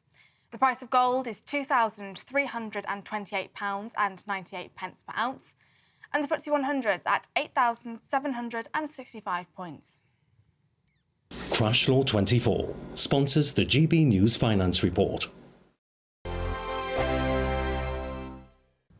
Hello again, I'm here with your latest GB News weather update from the Met Office. Plenty of cloud around today, and under that cloud it is again going to feel pretty cold, and some of us will even see a bit more rain, even a little bit of sleet and hill snow. There is a low pressure system, not a particularly big one, to the southeast. That's brought a bit of rain earlier on today. That's now shifting away. The main talking point being the easterly wind that we continue with, particularly across northern parts, and that's going to add to the chilly feel to things. It's also going to bring a lot of cloud and, like I said, some outbreaks of rain, a bit of sleet, a bit of hill snow for some eastern parts. Further west, staying dry and a greater chance of some sunshine breaking out, particularly across western parts of Scotland. Temperatures on paper are relatively similar to yesterday, but with slightly lighter winds in the south in particular, it may feel a little bit less chilly for most. As we go through towards this evening, and there will be some clearer breaks across western parts of Scotland, but not many of these. Lots of places are sticking with the cloudy skies and still a little bit of damp weather in a few places too. Also across Northern Ireland, staying largely cloudy here, a little bit of rain possible, and across much of England and Wales as well. It's always towards the east where we have the greatest chance of seeing some outbreaks of rain. Further west, perhaps some breaks in the cloud developing for the southwest overnight, but not many of these. If we do see any breaks developing, then we could see a touch of frost and perhaps even some fog and freezing fog patches developing. There will be some rain pushing into parts of the Republic of Ireland, and this may just about clip into parts of Cornwall as well. Temperatures not dropping a huge amount for many of us. Like I said, under any clear skies in the west, a touch of frost is possible, but most places seeing them holding up a few degrees above freezing because of the blanket of cloud. And this cloud generally sticks around for many of us through tomorrow. Perhaps some greater breaks than we'll have seen through today, particularly again across western areas. So a greater chance of seeing a bit of sunshine, though in the southwest, a bit more cloud, a bit of rain possible, and temperatures once more a little bit below average for the time of year, but perhaps a degree up on today. The latest GB News travel. Good afternoon, I'm Johnny Ratner. Big problems in South Yorkshire do continue. No change in Sheffield city centre, I'm afraid. The A61 stays closed along Sheffield Parkway in the Park Square roundabout and Derek Dooley Way, as does Sheaf Street, Broad Street and part of Duke Street, with all approaches to the Park Square roundabout blocks off. It's down to an investigation that has been ongoing since yesterday evening. Only a very limited amount of trams are also running through the area. And on the M60, clockwise, coming off the motorway onto the northbound M61 in Greater Manchester, that slip road is really slow, where the inside lane's closed off as you come onto the M61, where a lorry's got a puncture. Long delays in Bedfordshire on the M1 southbound after an earlier accident just north of junction 12 at Flitwick, and in Hampshire the A35 at Lyndhurst remains shut following a serious accident. That's the latest. You can stay up to date throughout the day by visiting our website gbnews.com.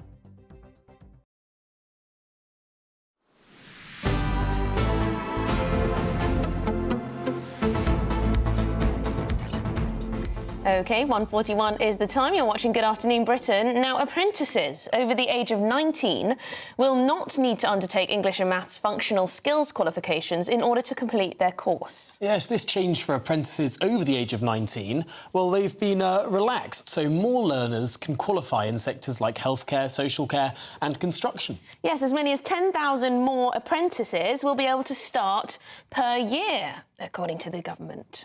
Well, joining us now is the Chief Executive at Learning and Work Institute, Stephen Evans. I should probably say the Learning and Work Institute. But, Stephen, thanks so much for coming here. There's just me trying to pass my GCSE English comprehension.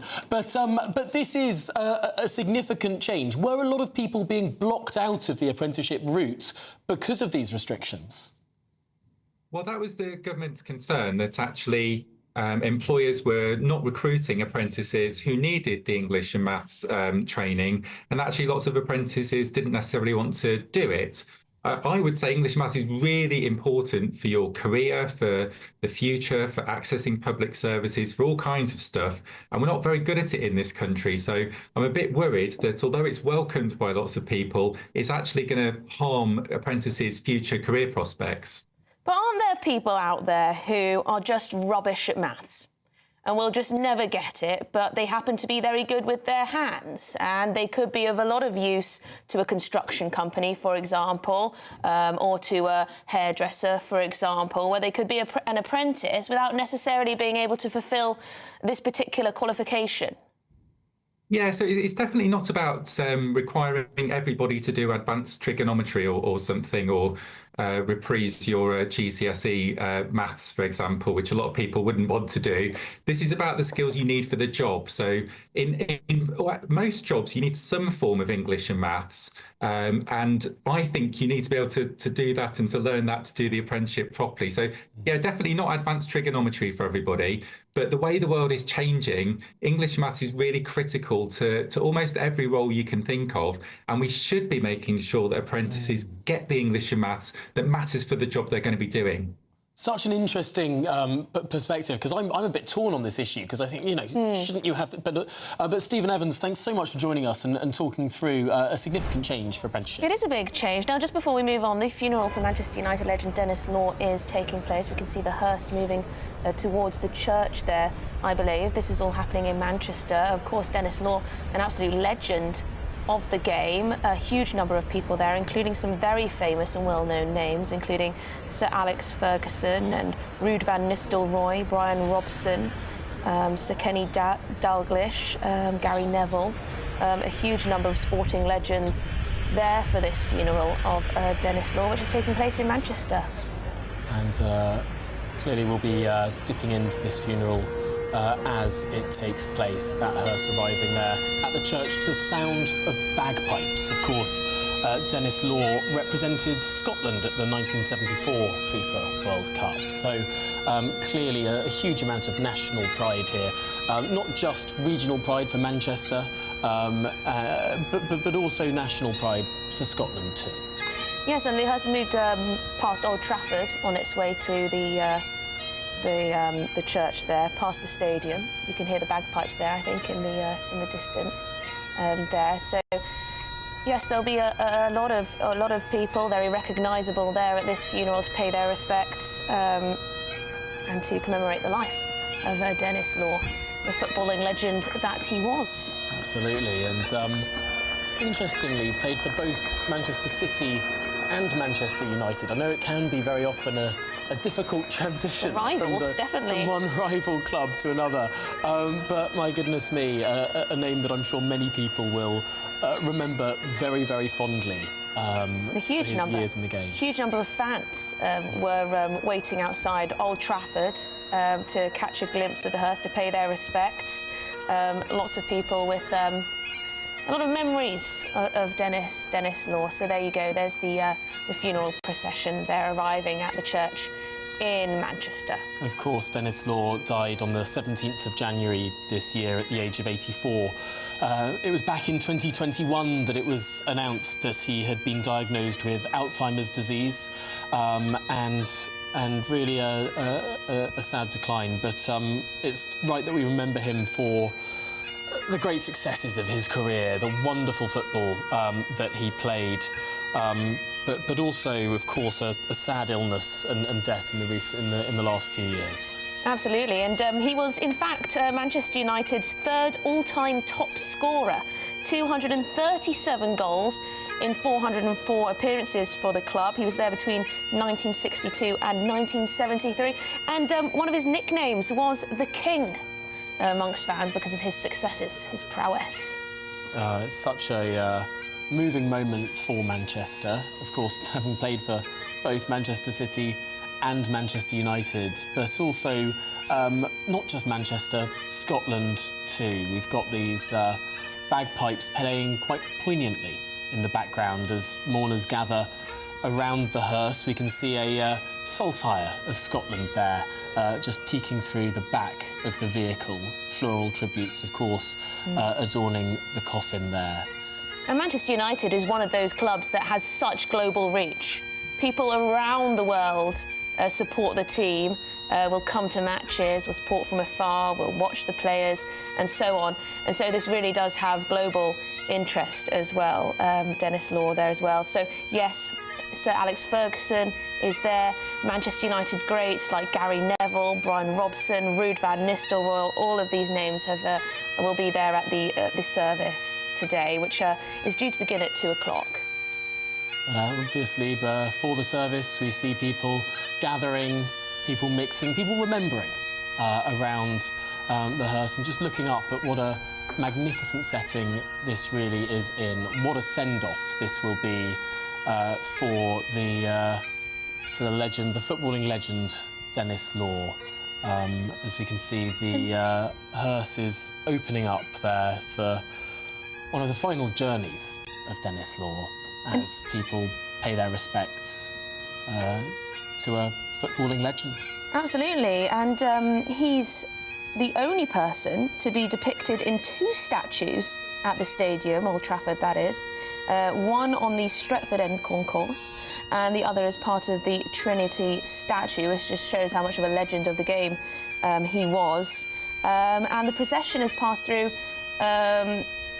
several Manchester landmarks. It paused outside that Trinity statue. We're departing Old Trafford on its route to Manchester Cathedral, and yes, flags have been lowered to half-mast by the club as well. Of course, while he played for both Manchester City and Manchester United, it's Manchester United that he's most remembered for. He was the club's third all-time top scorer.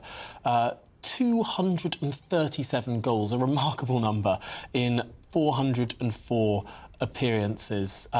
Just an absolute prolific goal scorer there, the third all-time top scorer for the club. Yeah, and the funeral order of service, it says it's very much a celebration of Denis Law's life, and I'm sure there'll be many an anecdote of his time at Manchester United and his personal life as well, that the guests there will be listening to during this service, which is beginning at about 2 o'clock. Now, of course, between 1962 and 73, his record at Manchester United, all those goals scored, 237 goals across 404 appearances. Well, that earned him the nickname of the King amongst fans of the club. And I think that's probably one of the reasons why we're going to see thousands of people expected to gather for this funeral today. A touch of royalty, a touch of footballing royalty about it all. And he came from very humble beginnings, grew up born in poverty, but he rose to the very pinnacle of the game. I mean, Manchester United, one of the most recognisable clubs in the world. And he's always been revered by some of the biggest names, including Sir Alex Ferguson, who is there today. Greatest Scottish player of all time. He's been described as the cornerstone of the United's success as a club. And Sir Alex also said he was my hero. And it's easy to see why. I mean, back in the day referred to as the United Trinity of Manchester United, one of the greatest players in the club's history. That Trinity being made up, of course, by George Best and Sir Bobby Charlton as well. To be sort of imagining all these names together, I mean, you don't get bigger than that. So he began at Second Division Huddersfield Town in 1956, and then he was signed by Manchester City for an estimated transfer fee of £55,000. That would be millions now, wouldn't it? Oh, certainly. That would be absolutely millions. But back in the day, these footballers didn't get paid that much. And you saw, I mean, very often people who played for the England team abroad and won medals, they ended up selling their sort of victory trinkets. Really? Yeah. Gosh. No, a lot of the England team in the '66 World Cup victory actually ended up selling their winnings later in life. It's an extraordinary thing to think about today. Well, any Manchester United fans at home, perhaps you've seen Denis Law play in the flesh. Perhaps you have a personal anecdote about Denis Law that you might want to share with us throughout the show. We are currently outside Manchester Cathedral there, where the service is due to take place in just a few minutes. Yeah, it's important we keep referencing just how many goals Denis Law did score for Manchester United. I said he was the third top goal scorer of all time. I haven't yet said who are the only two footballers who surpass him. Oh, yes. Sir Bobby Charlton and Wayne Rooney. Rooney, of course. So you really see the level of technical proficiency that Denis Law achieved in his long career across multiple clubs, but most particularly Manchester United. OK, well, yes, we're bringing you live pictures outside Manchester Cathedral to mark the funeral of Denis Law, the Manchester United footballing legend, who, yes, third all-time top scorer for Manchester United, which is pretty good going. But of course, it wasn't Manchester where he started his career. No, back in 1956, Denis Law kicked off as a second division player for Huddersfield Town back in 1956. And did you know he won the Ballon d'Or, which is the best individual award you can win as a footballer?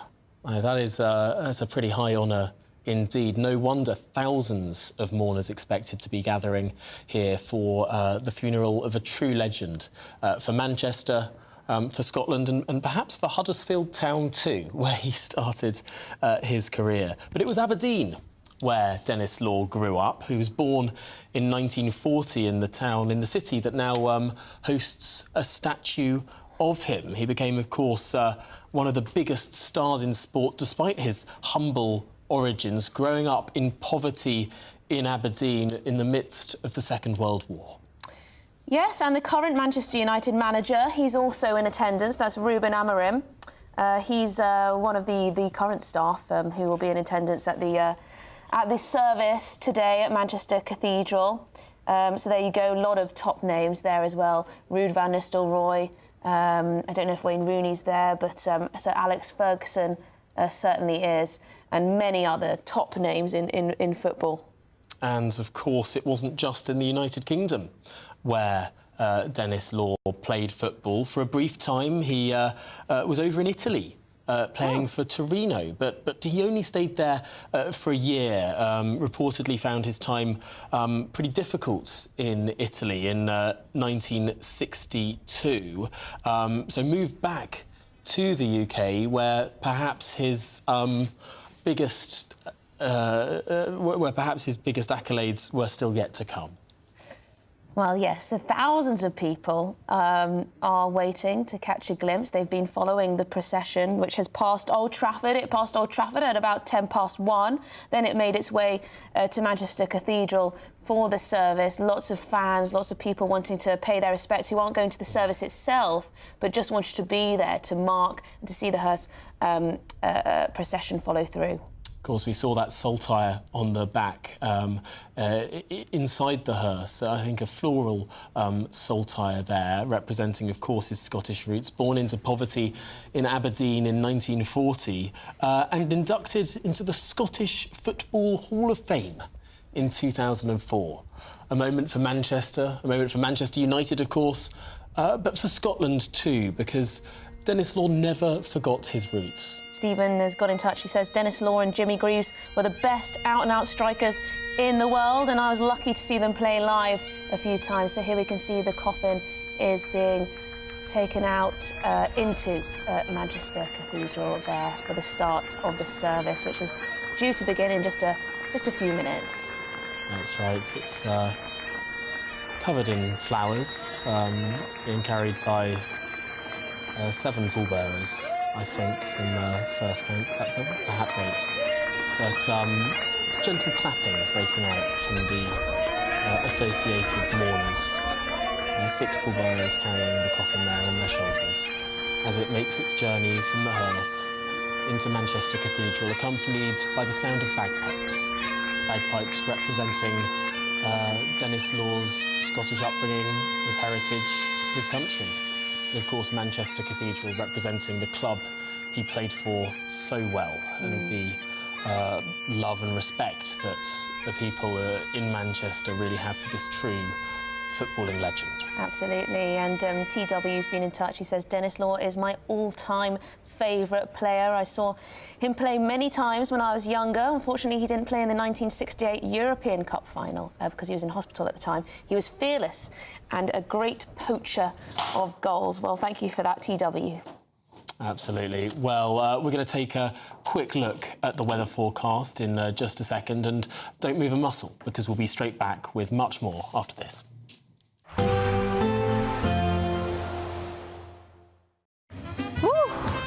A chilly start will give way to a lovely, warm afternoon. Boxed heat pumps, sponsors of weather on GB News. Good afternoon. Here's your latest Met Office weather update for GB News on this rather grey day. More cloudy, cold weather to come as we go through the rest of this week. We do currently still have high pressure to the northeast of us, and it's this that's led to that easterly flow. So we're dragging in our air from the east, and that's why we have so much cloud.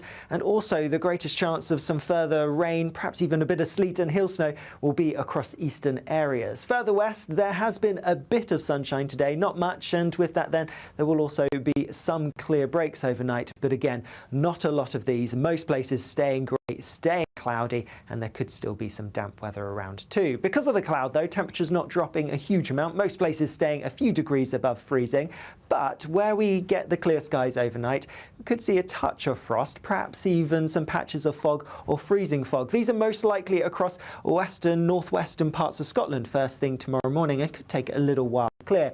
A cloudier story further east, and there could be some rain around as well. Similar for much of Northern Ireland and down across the eastern side of England, pretty cloudy, some drizzly outbreaks of rain, perhaps even a bit of sleet pushing its way through, but a brighter start perhaps for some parts of Wales and maybe southwest England, but here again we could have some fog or freezing fog patches to watch out for. As we go through the day tomorrow, most places staying grey and cloudy, still a few outbreaks of light rain towards the east, only 1 or 2 making their way further west. Western parts again, the best chance of seeing some brightness, perhaps a little bit more of that than today. Temperatures may be maybe up a degree or so, but still feeling pretty chilly. Unsurprising, it is February and there's so much cloud around. Sticking with the largely cloudy skies as we go through the evening and through much of the night, but perhaps some greater, clearer skies developing for a time and a bit of rain pushing into the far southwest as well. More cloud to come as we go through later on this week, though we could see a bit of rain pushing in from the southwest. Bye-bye. A nice bright morning will generate a lovely warm day, right through to the evening. Boxed Solar, sponsors of weather on GB News.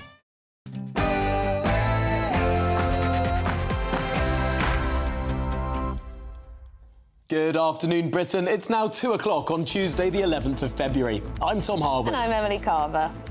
The Metropolitan Police plans they're in disarray. Their plans to dismiss rogue officers, that is, after a High Court judgment branded the force's vetting procedures as unlawful. Those we've removed vetting from had a pattern of behaviour that meant that if they applied to work in policing today, we would never let them in. Well, Sir Mark Rowley says that this ruling has left the Metropolitan Police in a hopeless position. The Home Office has said it's now urgently looking into toughening up the vetting procedures. And elsewhere, Labour's Diane Abbott, she's calling on all members of the Andrew Gwynn WhatsApp group to quit. That's after a second MP is suspended from the party, accused of sending offensive messages. And Labour's llama drama. Their new health minister, who's previously called for an end to single-sex toilets, has also backed people identifying as llamas. We'll reveal further comments from the new minister tasked with protecting your health. And what a load of absolute rubbish. Bristol Council, they're under fire after considering plans to collect your bins only once a month. This in a bid to reduce costs and apparently reverse a dip in recycling rates.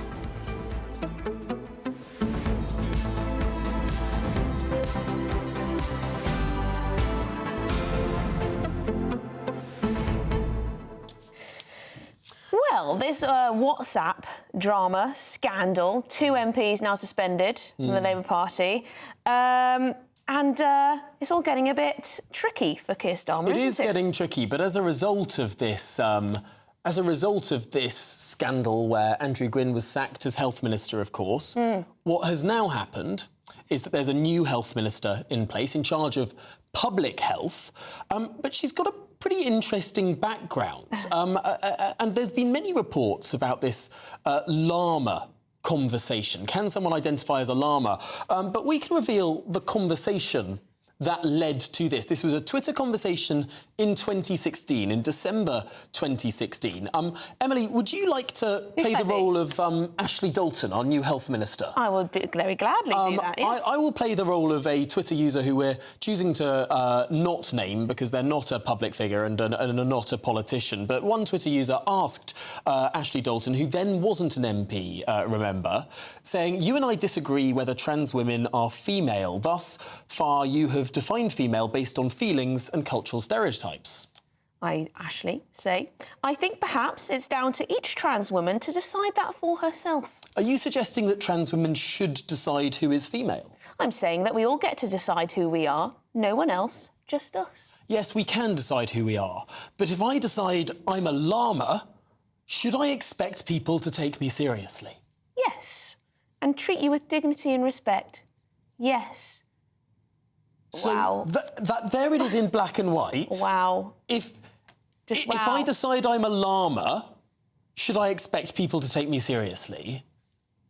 Yes. Goodness me. And also, we all get to decide who we are. No one else, just us. Right. I mean, it's admirably So I'll come in libertarian. tomorrow and I'll say I'm a man and you have to accept it because I've decided. And the next day I might come in and say I'm a cat and you'll have to accept it because, you know, the only thing that decides our sex, gender or indeed what species we are is how we feel. So that's nice, isn't it? She's our public health minister, didn't you know? I'm pretty flabbergasted because, I mean, there are lots of people who take different views on the issue of transgender rights. But my goodness me, someone actually putting forward a belief in what can only be described as transspeciesism? I just don't know where to start. Well, let us know where you'd start. gbnews.com/your say. But let's get to the headlines.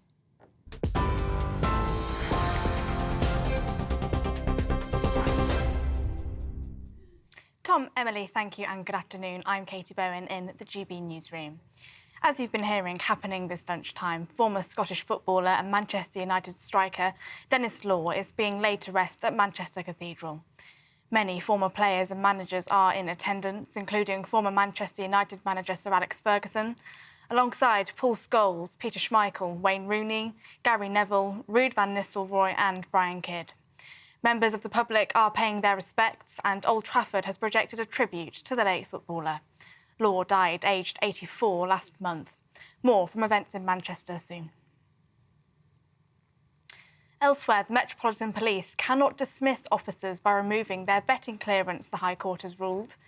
The force's vetting procedures have been found to be unlawful. Sergeant Lino de Maria successfully mounted a legal challenge after having his vetting removed over sexual assault allegations which he denies. He was found to have no case to answer in respect of misconduct allegations and argued that having his vetting removed without the accusations being proved is a breach of his right to a fair trial. Metropolitan Police Commissioner Sir Mark Rowley said the force will be seeking an appeal on the judgment. Today's ruling on the law has left policing in a hopeless position. We now have no mechanism to rid the Met officers who are not fit to hold vetting. Those who cannot be trusted to work with women, or those who cannot be trusted to enter the homes of vulnerable people. It is absolutely absurd that we cannot lawfully sack them. MPs have scrutinised the assisted dying bill at committee this morning. It comes as it was revealed last night that assisted dying cases would no longer have to be signed off by the High Court under changes proposed by the bill's supporters.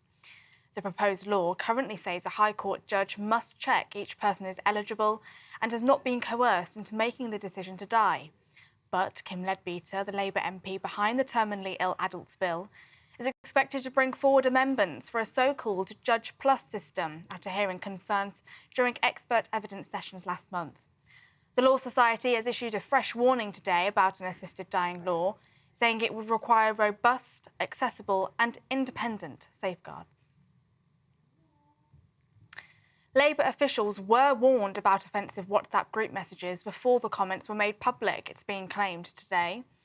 Burnley MP Oliver Ryan has now become the second MP to be suspended by Labour. He has apologised for comments made in the group.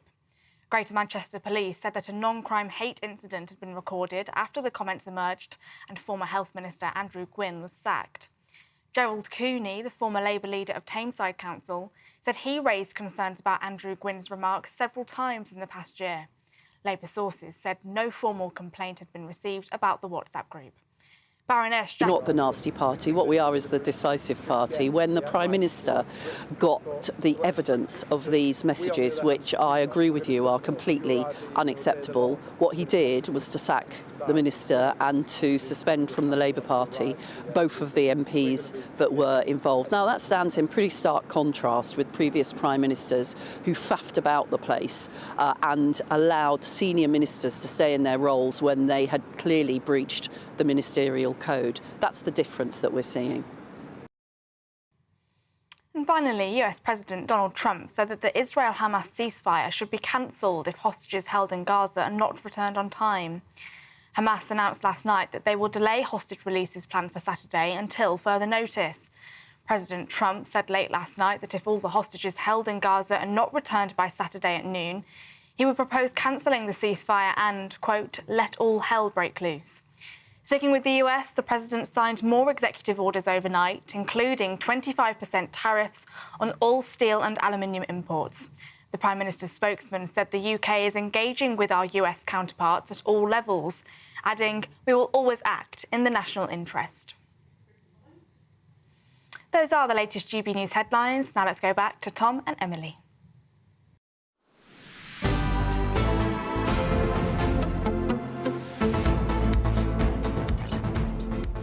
Good afternoon, Britain. It's 9 minutes past 2, and the plans of the Metropolitan Police to dismiss rogue officers are in disarray after a High Court judgment has branded the force's vetting procedures unlawful.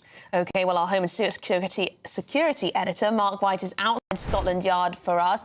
Mark, what are the next steps then for the Met Police? Very far outside Scotland Yard. Very far outside Scotland Yard. In fact, he's in Westminster, which isn't very far, It was actually. very cold outside, you know. I know, I was at the farmers' protest yesterday. Teeth started chattering at about 3 o'clock. Well, Mark, wherever you are, what's going on?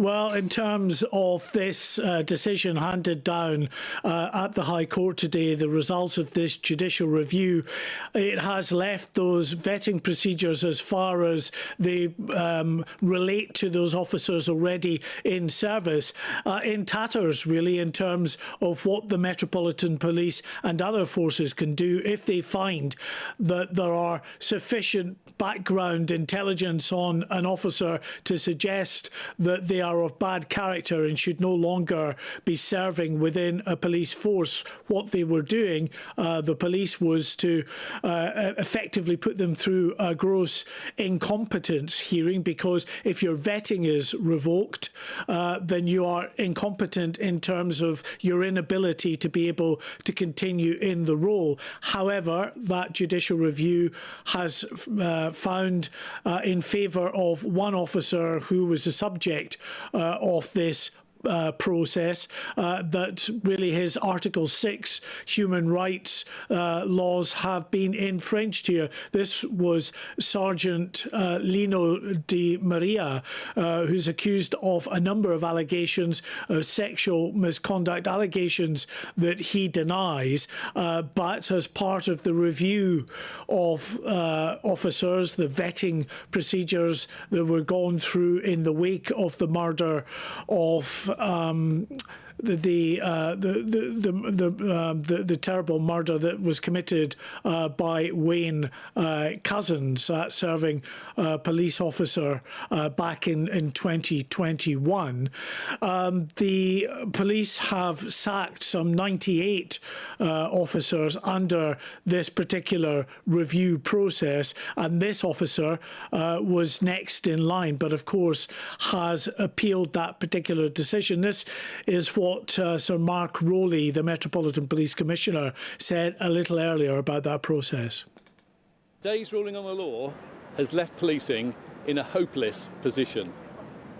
We now have no mechanism to rid the Met officers who are not fit to hold vetting. Those who cannot be trusted to work with women, or those who cannot be trusted to enter the homes of vulnerable people. It is absolutely absurd that we cannot lawfully sack them. So Operation Assure is the name of the programme that the Metropolitan Police were the first force to implement in 2023 after the murder of Sarah Everard by Wayne Couzens. Other police forces, of course, following suit, and that enabled them to go into the background in their sort of vetting procedures of currently serving officers, and those they found to be of dubious character could be removed from the force, could be sacked in essence. And as I say, 98 officers in the Met have been sacked. Some 29 others are currently in the process of having their cases reviewed, including Sergeant Di Maria. Now, what the Met say is that those officers who are currently being reviewed are not going to be reinstated. They are going to be kept on effectively gardening leave until this whole process is properly concluded. And to that end, the Home Office has said that it will look again at introducing new legislation, tougher powers, to ensure that forces can sack those officers who fail their vetting procedures. Indeed, for bringing us the very latest on this developing story. More, of course, on it throughout the afternoon. Thank you very much. Well, in other news, the WhatsApp group where Labour figures were accused of posting racist, sexist and homophobic comments is unravelling, because reports suggest Labour insiders say the local party's toxic fallouts were well known. And they weren't surprised that Andrew Gwyn's inner circle was the subject of the highly damaging leaks. Now, it must be said that both have stated they regret making the comments on the group. But this was a group that included not just Andrew Gwyn, but also this further MP as well, and Rob Oliver, that is. Oliver Ryan. But also a number of councillors within the Labour Party, 3 of whom have resigned, and equally other activists too, a large group, and it was called Trigger Me Timbers. It's just hopelessly naive and unprofessional, isn't it, really? To think that you can post whatever you like, however offensive it is, OK, joke, whatever, and think that no one's going to leak it, that everyone will have your back in that group, that no one will ever be miffed. Particularly dumb decision of an MP to enter into a group that the very title of that group is aimed at triggering people, offending people, saying outrageous things. Now, everyone should be free to say outrageous things in a free society, but there's a question of judgment as to whether members of Parliament should be among those who choose to. Yeah, and how trusting people are. Anyway, GB News political editor Christopher Hope joins us now on this. So how were the Labour Party trying to clean this one up then? Yes, hi Tom, hi Emily. Well, there's no ban on ministers using WhatsApp. We asked that of the government spokesman yesterday. They're saying that they recognise WhatsApp as a way that people communicate. I mean, to be fair, in this case, the minister, the MP Oliver Ryan, who has been suspended, he wrote these remarks way before he became an MP, when he was a man in his early 20s. The remarks are disgusting and appalling. We won't honour them with being mentioned on a family channel like GB News, but I think that he wasn't an MP then. It's different, I think, with the individual he's working for at the time, Andrew Gwyn. Gwyn himself was an MP. His employee was this now a minister, now an MP, Ryan. I think that's why it's kind of, I feel there's a feeling in the House of Commons where I've been just now, talking to other MPs. They feel a bit sorry for him. They think, well, it's a bit hard done by.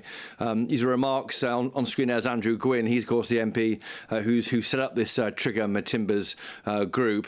There are now on the right there, you're seeing an image there of the MP himself, Oliver Ryan. There's a feeling that Ryan himself was an employee of Gwyn, and the tone was maybe set by his boss, but it doesn't really excuse what he said. And if you step back, it just shows the danger, I think, of putting anything on paper of any note. I mean, I think it just says something about these individuals. They are saying these things to each other about other people. That's disgraceful. Things are said in pubs and in kind of banter, I suppose, and chats and the like. But seeing on print is shocking. These messages go back to around 2017, so nearly a decade old in some cases, and certainly way before Oliver Ryan was an MP. Of course, Gwyn has less of an excuse on that. Of course, either way, past, I think one their individual said careers are certainly in some jeopardy. One individual said a few years ago that this sort of thing is locker room talk, and I wonder if there's been perhaps a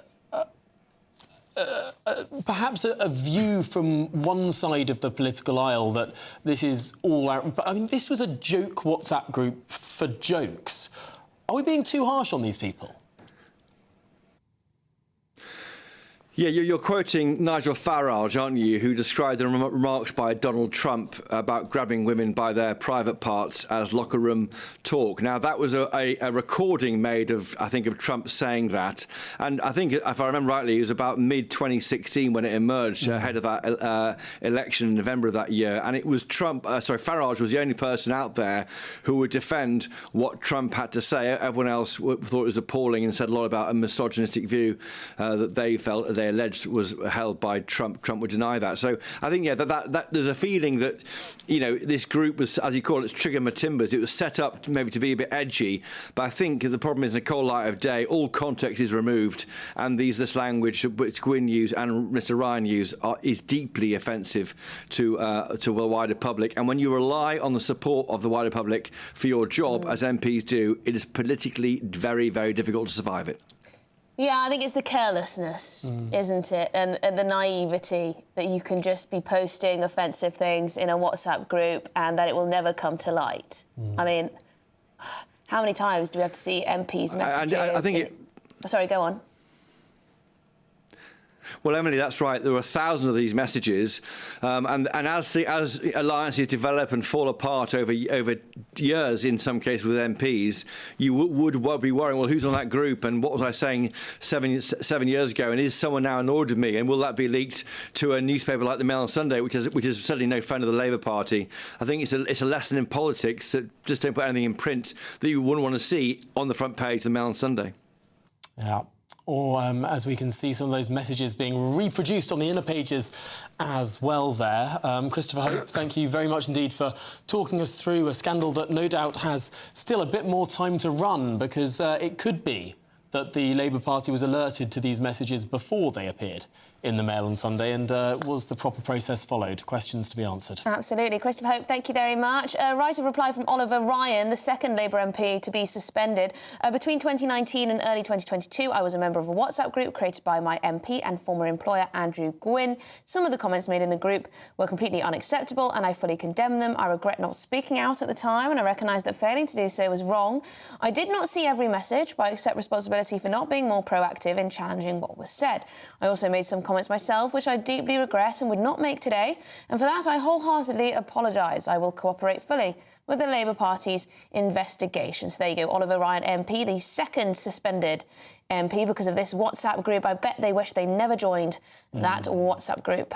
Or indeed set it up in the case of Andrew Gwynn. But shall we step away from WhatsApp triggering messages and move on to your chance to be one of two lucky winners in the Great British Giveaway? Well, we've got two fabulous prize bundles to give away, which both contain £500 worth of shopping vouchers for your favourite shop and the latest iPhone 16, as well as, get this, an incredible £10,000 in tax-free cash. Here's how you enter.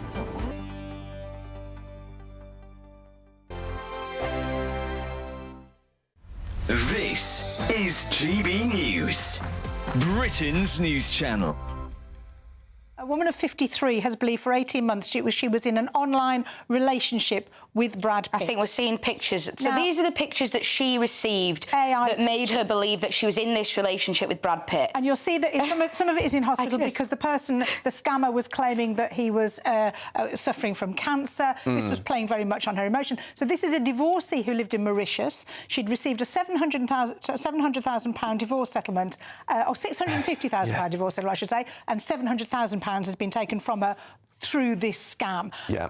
As she was becoming, every time she became suspicious, the money was taken for payment of charges on gifts that she never received, and then hospital fees. There was lots of emotions being played into there. Now, as somebody, I'm a rom-com writer by trade, so I write romantic fiction. And one of the books I've written has actually been about somebody who did online dating, got herself into a whole heap of trouble. Not quite, she wasn't in a relationship with Brad Pitt, but she met somebody dodgy. So because I've written that book, I've met a lot of people who've come up to me and said, oh, it's happened to me. It's scary in this digital age, isn't it? They've lost £700,000, but somebody has tried it on. Somebody my question is, would a man go 18 months in a relationship online without seeing somebody and keep it going? Or is this feeding into this neediness of a particular demographic of a woman who that's better than anything else she got going on in her life, was what was being fed to her over the internet? And then maybe a little bit of her knew, but she kind of just suppressed it because she was hoping it was Brad Pitt. Her daughter apparently for a year was saying, this can't be true, come on, think about it.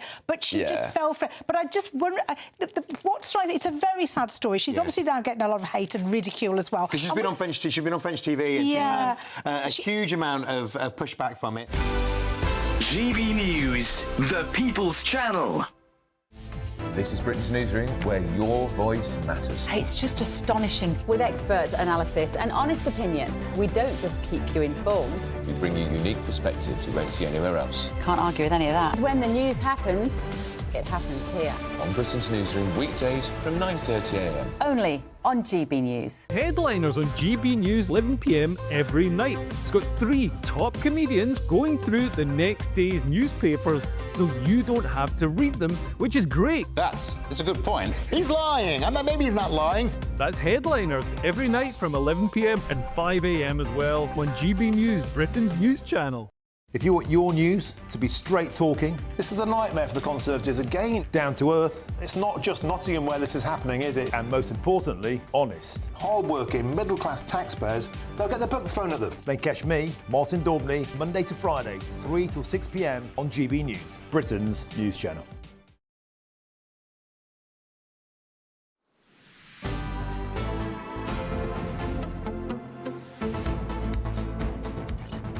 Good afternoon, Britain. It's 25 minutes past 2. Now, the new Health Minister, Ashley Dalton, says people should be able to identify as llamas. Yes, the Prime Minister faces some questions over whether Miss Dalton is up to the job of Public Health Minister, considering she has defended people identifying as animals, and she's also argued for all bathrooms to be gender neutral, and apparently however you want to identify is simply up to yourself. So there you go.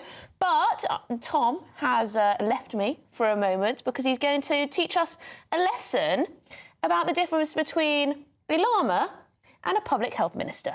That's right. This is Ashley Dalton, the new this is Ashley Dalton, the new Public Health Minister. It's very easy to get these two individuals confused. I can see where Ashley Dalton was coming from in her Twitter exchange in 2016. But if you look very closely indeed, you can see several differences between a senior Labour politician and a llama. Firstly, we could look to the length and width of the neck. Yes, in the llama, it is actually quite a bit thinner, the neck, and a bit longer. We look at the politician, a shorter neck, less in height. Very subtle differences, but differences nonetheless. It's easy to see how Minister Dalton was getting confused. The ears are another note of difference. You can see on the llama that ears are longer and indeed slightly more pointy than the more rounded ears we see in our common or garden politician. Other things to note, well, of course,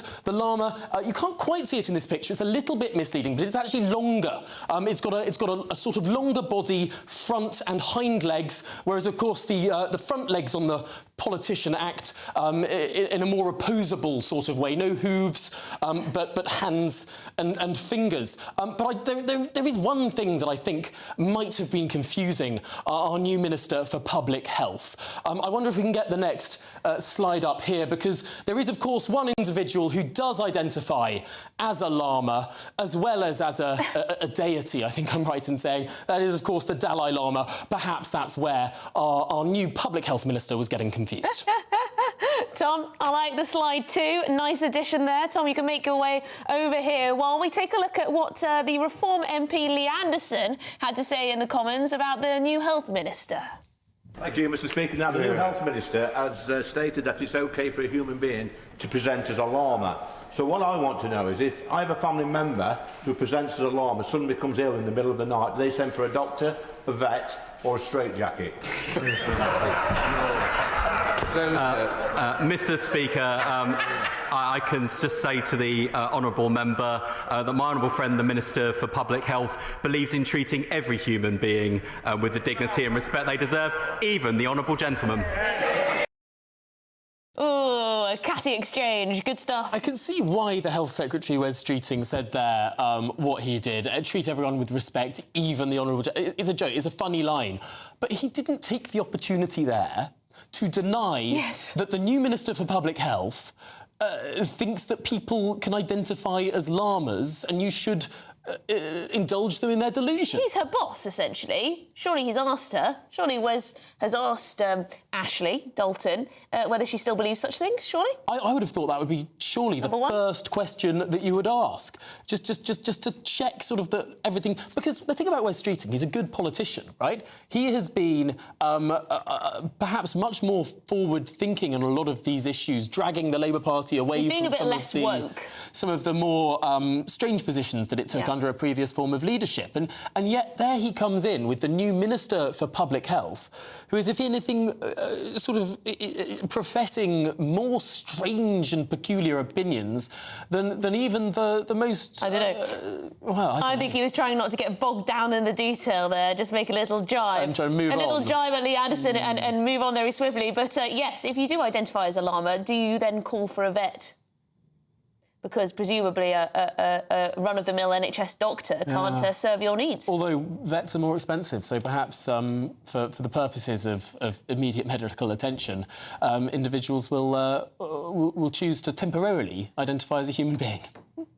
Well, shall we join a human being, at least I assume a human being, Labour councillor and activist Dominic Moffat. Dominic, thanks for being with us. First of all, do you think that people can identify as other species?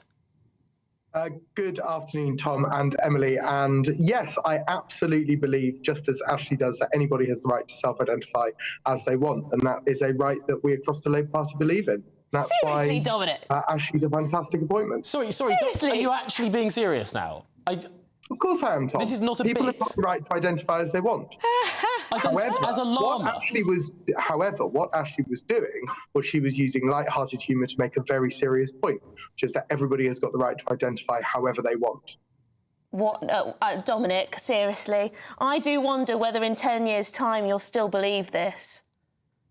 Well, I firmly believe it now, and I think the Labour Party does too. Just because someone's got the right to identify as a llama doesn't mean they actually do identify as a llama. The right to do so, if you truly, in good faith, identify as a llama, is one that you have the right to do. So does everyone else have to accept it? So if you say, I'm a llama, do I have to then say, you're a llama too? Do I have to, affirm you? If I say it, and I'm saying it as a joke, if I don't truly believe it, no, you don't. But if I truly believe I'm a llama, Do you not think you're mentally unwell if you believe you are a llama? I'm sorry, is that controversial? I don't believe you're mentally unwell, no. So what are you then? Because obviously you're deluded. Why are you saying that? Someone's got a right to self-identify, Emily. Oh, my God, Dominic, seriously? I'm actually at a loss for words here. I don't think we've spoken before, but you are great. I thought you'd come on here and say something like, obviously she shouldn't have said it like that, she should have misphrased. But no, I mean, we've got a full throttle defence. This is... I'm actually gobsmacked. But when you... This was Benjamin Butterworth when he'd have said that you could identify as a penguin to Piers Morgan, wouldn't it? But Dominic, when you say someone has the right to identify as a llama, I mean, I'm sure you and I both agree that if someone walks around saying I'm a llama, we don't want to arrest them. Or, they can do what they want. Of course, it's a free society. Is that what you mean, or do you mean that actually people should make accommodations for an individual who says they're a llama? You're back to the good faith argument here, which is somebody who truly, in good faith, identifies as a llama should be treated in such a way. But people who make these points don't tend to. So we should take them to the vet if they get hurt. We should feed them grass or whatever llamas like to eat. But whether someone identifies as a llama or not doesn't actually mean they have a human. Doesn't stop them having a human body, though, does it? So no. And Lee Anderson's point is: should you take them to a vet? Or should you take them to a vet, or should you take them to a doctor? If Lee Anderson doesn't know the answer to that, I'm not sure he's fit to be a member of Parliament. OK, well, on that note, Dominic Moffat, we'll have to have you back sometime soon. It's been a fascinating conversation. Labour councillor and activist Dominic Moffat, thanks so much for putting that case across. Do you think he was winding us up? I'm a little bit... as I said, I'm at a slight loss for words here. Let us know at home. Do you think Dominic was winding us up there? It's a question, isn't it? It's a question. Anyway, this is Good Afternoon Britain on GBNews. More coming up on today's show. But for the llamas as well among you, what a load of absolute rubbish. Bristol Council, they're under fire after considering plans to collect your bins only once a month.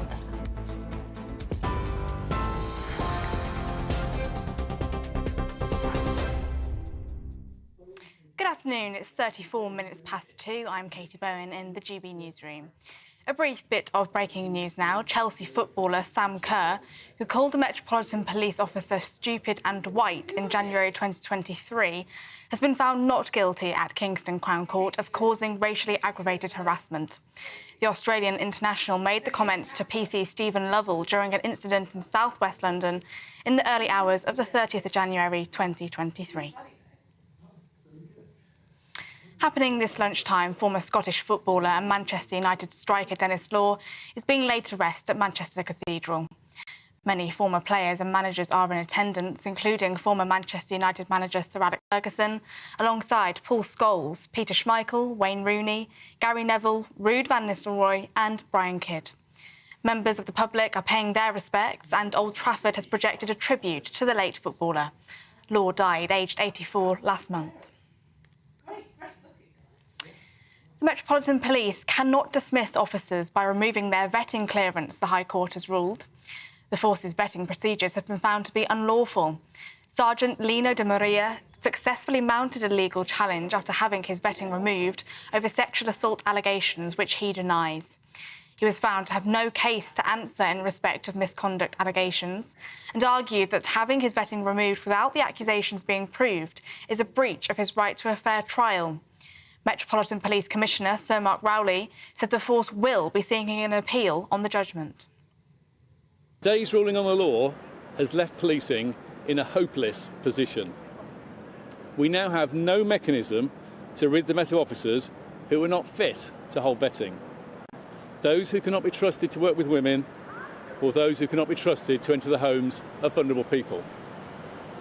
It is absolutely absurd that we cannot lawfully sack them. Elsewhere today, MPs have scrutinised the assisted dying bill at committee this morning. It comes as it was revealed last night that assisted dying cases would no longer have to be signed off by the High Court under changes proposed by the bill's supporters. The proposed law currently says a High Court judge must check each person is eligible and has not been coerced into making the decision to die. But Kim Leadbeater, the Labour MP behind the terminally ill adults bill, is expected to bring forward amendments for a so-called Judge Plus system after hearing concerns during expert evidence sessions last month. The Law Society has issued a fresh warning today about an assisted dying law, saying it would require robust, accessible and independent safeguards. Those are the latest GB News headlines for now. Tatiana Sanchez will have more in half an hour. For the very latest GB News direct to your smartphone, sign up to News Alerts by scanning the QR code or go to gbnews.com/alerts.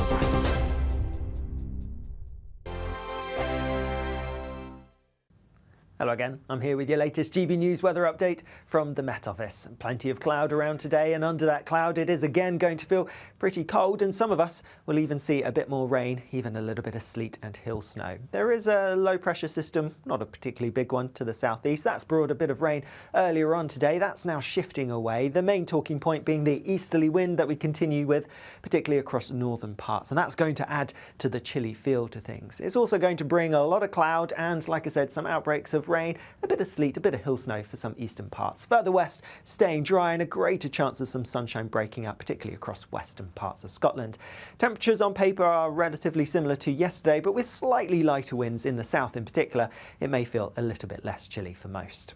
As we go through towards this evening, and there will be some clearer breaks across western parts of Scotland, but not many of these. Lots of places are sticking with the cloudy skies and still a little bit of damp weather in a few places too. Also across Northern Ireland, staying largely cloudy here, a little bit of rain possible, and across much of England and Wales as well. It's always towards the east where we have the greatest chance of seeing some outbreaks of rain. Further west, perhaps as some breaks in the cloud developing for the southwest overnight, but not many of these. If we do see any breaks developing, then we could see a touch of frost and perhaps even some fog and freezing fog patches developing. There will be some rain pushing into parts of the Republic of Ireland, and this may just about clip into parts of Cornwall as well.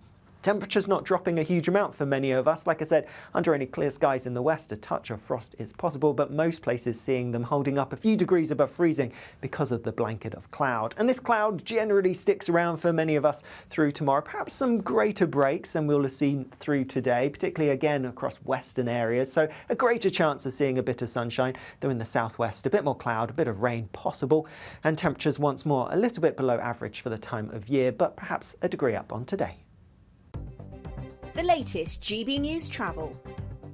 Good afternoon, I'm Johnny Ratner. Big problems in County Durham, very near to the North Yorkshire border to the northwest of Middlesbrough. The A689 remains shut eastbound off the Seal Sounds roundabout at Wolverton, and the scene of an accident in South Yorkshire. No change in Sheffield city centre. Many roads are taped off around the Park Square roundabout, including Sheaf Street, Sheffield Parkway, Broad Street and part of Duke Street. It's down to this ongoing investigation that's been continuing since late last night. Many trams not running through the area as well. On the A1M in Hertfordshire, a lane's closed on the southbound Exeter Junction 8 at Stevenage. damage following a 4-vehicle collision. There are queues on the M11 southbound and Essex just before Junction 8. The Stansted turn off the inside lanes blocked off by a collision. In Carmarthenshire, the A48 is blocked westbound just west of the Crosshounds roundabout due to an ongoing incident, and there are delays of a quarter of an hour on the East Coast Main Line, Newcastle to Darlington, following a track fault. That's the latest. You can stay up to date throughout the day by visiting our website, gbnews.com.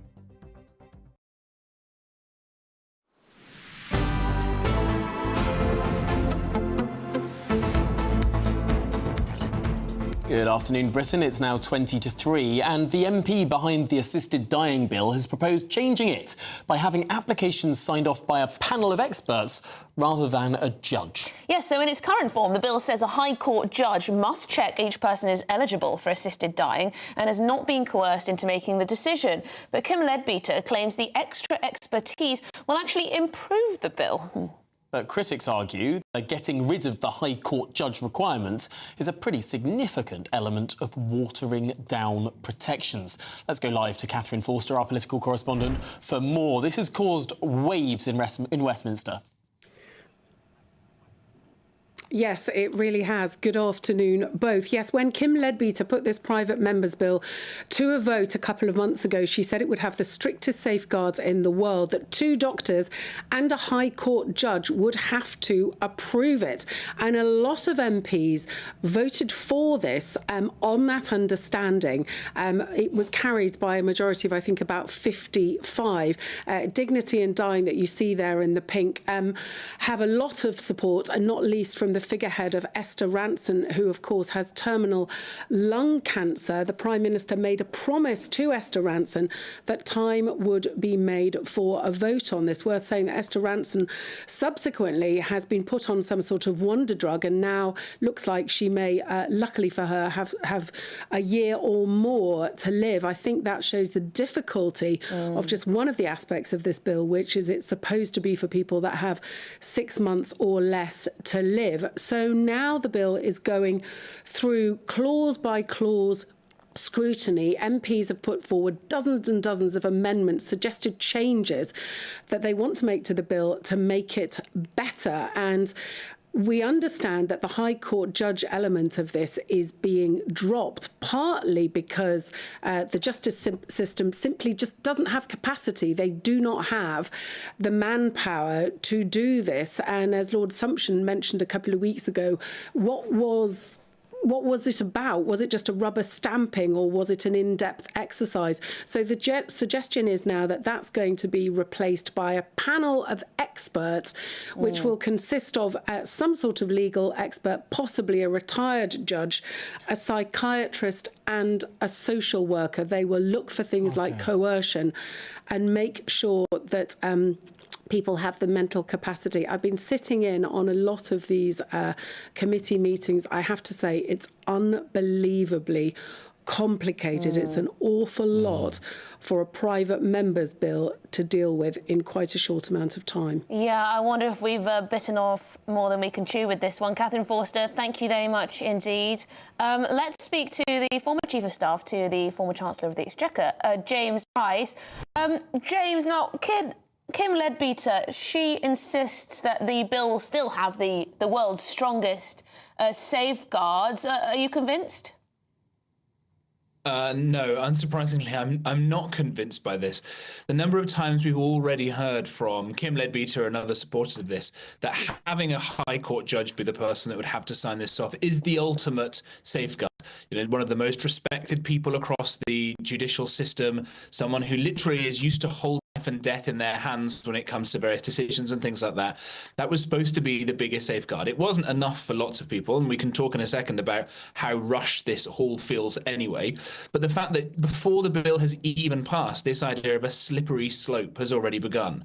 The idea that you say, well, once the bill gets passed, then at some point in the future, maybe they'll take away certain protections, they'll widen who might be eligible for this. You know, there was one MP today who said they'd be comfortable with somebody with severe depression, perhaps, being able to access this kind of life-ending treatment.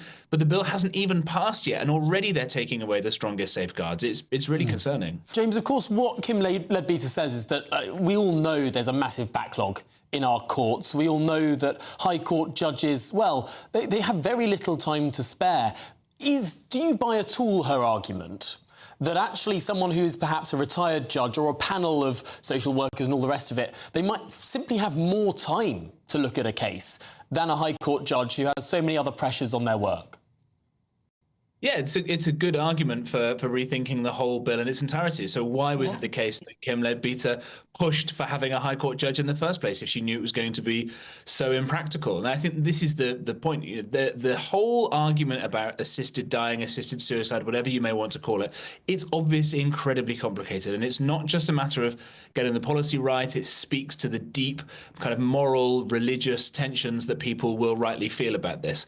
But just on the kind of the procedural elements of this, the fact that it's a private member's bill, so the government is not officially pushing it themselves, although they've given a kind of wink, wink, nudge, nudge, tacit approval to people to vote for this, is concerning. The speed with which it's gone ahead, I think for fox hunting, it was hundreds of hours, and that was just to see whether, dogs would be allowed to kill foxes or not. Now you've got the state being allowed to kill people, and it's having a fraction of that kind of scrutiny. Yeah. And I think the worst thing of all, on this High Court issue, a couple of weeks ago, one of the leading newspapers reported that this was being planned, and Kim Leadbeater's office issued a very complete, strong denial. Never going to happen. How dare you even suggest that we're going to get rid of the High Court judge from this process? Lo and behold, a few weeks later, that's exactly what's happened. And instead of being just caught red-handed, they're coming out and saying, yeah, it's great, it's even better. How things change, James. How things change. I'm starting to think, well, I'm not starting to think, but I'm certainly thinking that this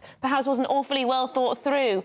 James Price, thank you very much indeed for your time. We'll speak again, I'm sure, very soon. Now, if you're in search of some winter sun, here's the latest forecast for those top European holidays. Ready to soak up that holiday sunshine? Won't we need some cover? No worries. All sorted. All Clear Travel Insurance sponsors GB News Travel Destinations forecast. Plenty of cloud elsewhere across Europe, could also turn showery at times. These showers turning increasingly thundery as we head into Thursday for some. Largely dry across Madeira and Tenerife, though it could be breezy at times across the Canary Islands. But as we move our way further east, much more cloud, also some showers at times. These could start to turn thundery across parts of Croatia, Albania and also parts of Greece as we head into Thursday. So those showers continuing for some, drier elsewhere with the best of the temperatures across Tenerife. All Clear Travel Insurance sponsors GB News Travel Destinations forecast. Sunday with Michael Portillo from 11, only on GB News. Inside Number 9, Stage/Fright. So Inside Number 9, massive cult BBC 2 show. One half of the League of Gentlemen, so Steve Pemberton, Reece Shearsmith, they are the kind of creative geniuses behind all those sorts of shows. So it's weird, wonderful, macabre, sort of very, very black comedy. And this is their kind of farewell thank you to fans. It is such a niche show and such an extraordinary success already ticket-wise. It's virtually sold out. We're hoping it's going to actually extend. Stunning. So basically, it's 2 or 3 of their episodes mashed together. I haven't seen the show. Absolutely fine. So for me, it was actually just a revelation. Other friends have seen the shows and they were just ecstatically happy. The only new bit is an opening segment of about 10 minutes when the stage pulls back and we see seats facing up with a few people dotted around. It's the most fantastic play on terrible behaviour in theatre audiences. With one man getting increasingly annoyed and basically doing the things that we've possibly thought about but will never do, and all the misbehaviours meet gruesome ends. So don't try this at home. But, you know, certainly a couple of times you've been like, ah!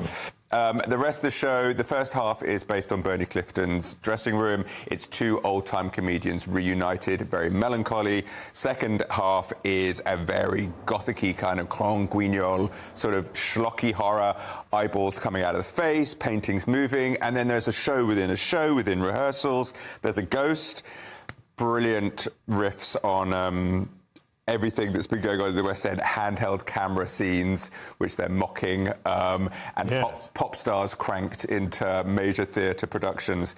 I'm liking some of the satire you're describing here. It's so much fun. GB News, the People's Channel. I'm Christopher Hope. From pop star to politicians, I'll interview anybody. in a pub who's got a political opinion. Join me every Friday on Spotify, Apple Podcasts, YouTube or gbnews.com, or wherever you get your podcasts. This is GB News, the People's Channel. In the GB Newsroom, we bring you the news as it happens. With our team of dedicated journalists across the UK, we're ready to keep you up to date with what's happening every half an hour, every single day. Bulletins here on GB News, the People's Channel, Britain's news channel. If you want your news to be straight talking, this is a nightmare for the Conservatives again. Down to earth. It's not just Nottingham where this is happening, is it? And most importantly, honest. Hard-working, middle-class taxpayers, they'll get their book thrown at them. Then catch me, Martin Daubney, Monday to Friday, 3 till 6 p.m. on GB News, Britain's news channel.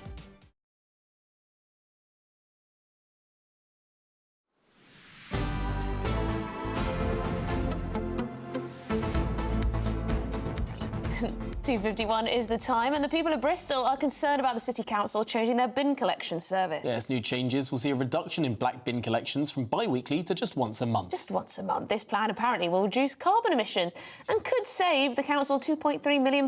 Well, Jack Carson is our man on the ground. Jack, what's the reaction? Well, there is a real, I think, distaste at the idea initially when you hear of black bin bags only being collected once every 4 weeks. The immediate thing that has come to the minds of everyone we've spoken to really is the hygiene issue, is the issue with things like vermin on the streets. There's a real worry about that increasing if black bins were to be only collected once every 4 weeks. Now, this is part of a consultation that Bristol Council, which is ran by the Green Party, this is a consultation that's going on until the 10th of March, asking residents for their views of whether to keep black bin collections are the same as 2 weeks, 3 weeks, or every 4 weeks. And as we've been finding out today from so many different people, that really is causing concern. Businesses in the area, but residents as well. Now, Bristol as a city, it's got one of the highest rates of recycling in the UK. 45% of its waste is already recycled. They've got multiple different types of bins where people essentially separate their recycling, separate even food waste from normal black bin waste. There is the initial idea would be that food waste would still be collected regularly, but the rest of the black bin waste would not be. They say, as you mentioned there, Emily, £2.3 million expected would be able to be saved by the council if it was to go to it once every 4 weeks. And it's they say also around trying to help people increase recycling. They say 50% of people still don't recycle that food waste, and essentially the main reason they're trying to find the money is because there is going to be a bigger cost that they've got to face on sending that residual waste to be incinerated or be dealt with because of incoming government regulation. So that's the reason why they say that they're having this consultation. Heather Mack, who's the co-leader on the council, says that there's due to be a tax on the residual waste they send to be processed. They say this is all about a wider consultation on evaluating their waste and recycling strategies. And Bristol Council saying that they're trying to essentially improve the recycling within this city. But the reaction we've had from people today really is mixed. Yeah. It's a lot of people unhappy at that idea, as I was mentioning, of vermin and other things. And so, yeah, this consultation's still ongoing. But some real concern at the thought. Yeah, I'm not surprised. Jack Carson, thank you very much indeed for being our man on the ground in Bristol. It is interesting, isn't it, that the Green Party often is associated with fly tipping. Well, there were massive bin strikes in Brighton when the Greens ran the council there. Rubbish piling high in the streets. They just didn't really have that sense of sort of control over the situation, and it seems like Bristol might be heading in a similar direction. There's a sort of irony here when the Greens are in positions of authority. I'm sure they would say it's all not in their control. Well, that's the end of the show. You've been watching Good Afternoon Britain, and I think we've learned today that if you want to identify as a llama or any other species, you can do so, and we will affirm it for you. And the very human Martin Daubney is up next. I think it's Miriam Cates, actually. Oh, it's Miriam.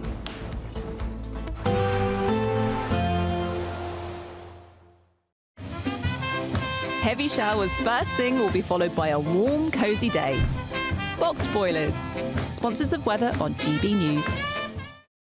Good afternoon. Here's your latest Met Office weather update for GB News on this rather grey day. More cloudy, cold weather to come as we go through the rest of this week. We do currently still have high pressure to the northeast of us, and it's this that's led to that easterly flow. So we're dragging in our air from the east, and that's why we have the greatest chance of some further rain, perhaps even a bit of sleet and hail snow will be across eastern areas. Further west, there has been a bit of sunshine today, not much, and with that then there will also be some clear breaks overnight, but again, not a lot of these. Most places staying grey, staying cloudy, and there could still be some damp weather around too. Because of the cloud though, temperatures not dropping a huge amount, most places staying a few degrees above freezing, but where we get the clear skies overnight, we could see a touch of frost, perhaps even some patches of fog or freezing fog. These are most likely across western, northwestern parts of Scotland first thing tomorrow morning and could take a little while to clear. A cloudier story further east, and there could be some rain around as well. Similar for much of Northern Ireland and down across the eastern side of England, pretty cloudy, some drizzly outbreaks of rain,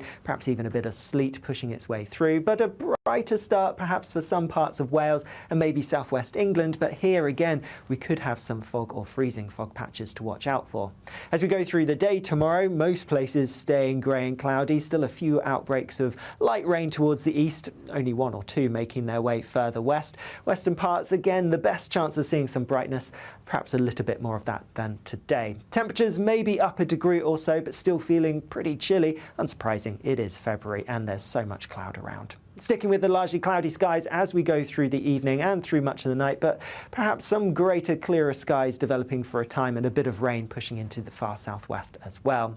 More cloud to come as we go through later on this week, though we could see a bit of rain pushing in from the southwest. Bye-bye. Expect a warm front, moving from the kitchen right through to the rest of the house. Boxed Boilers, sponsors of weather on GB News.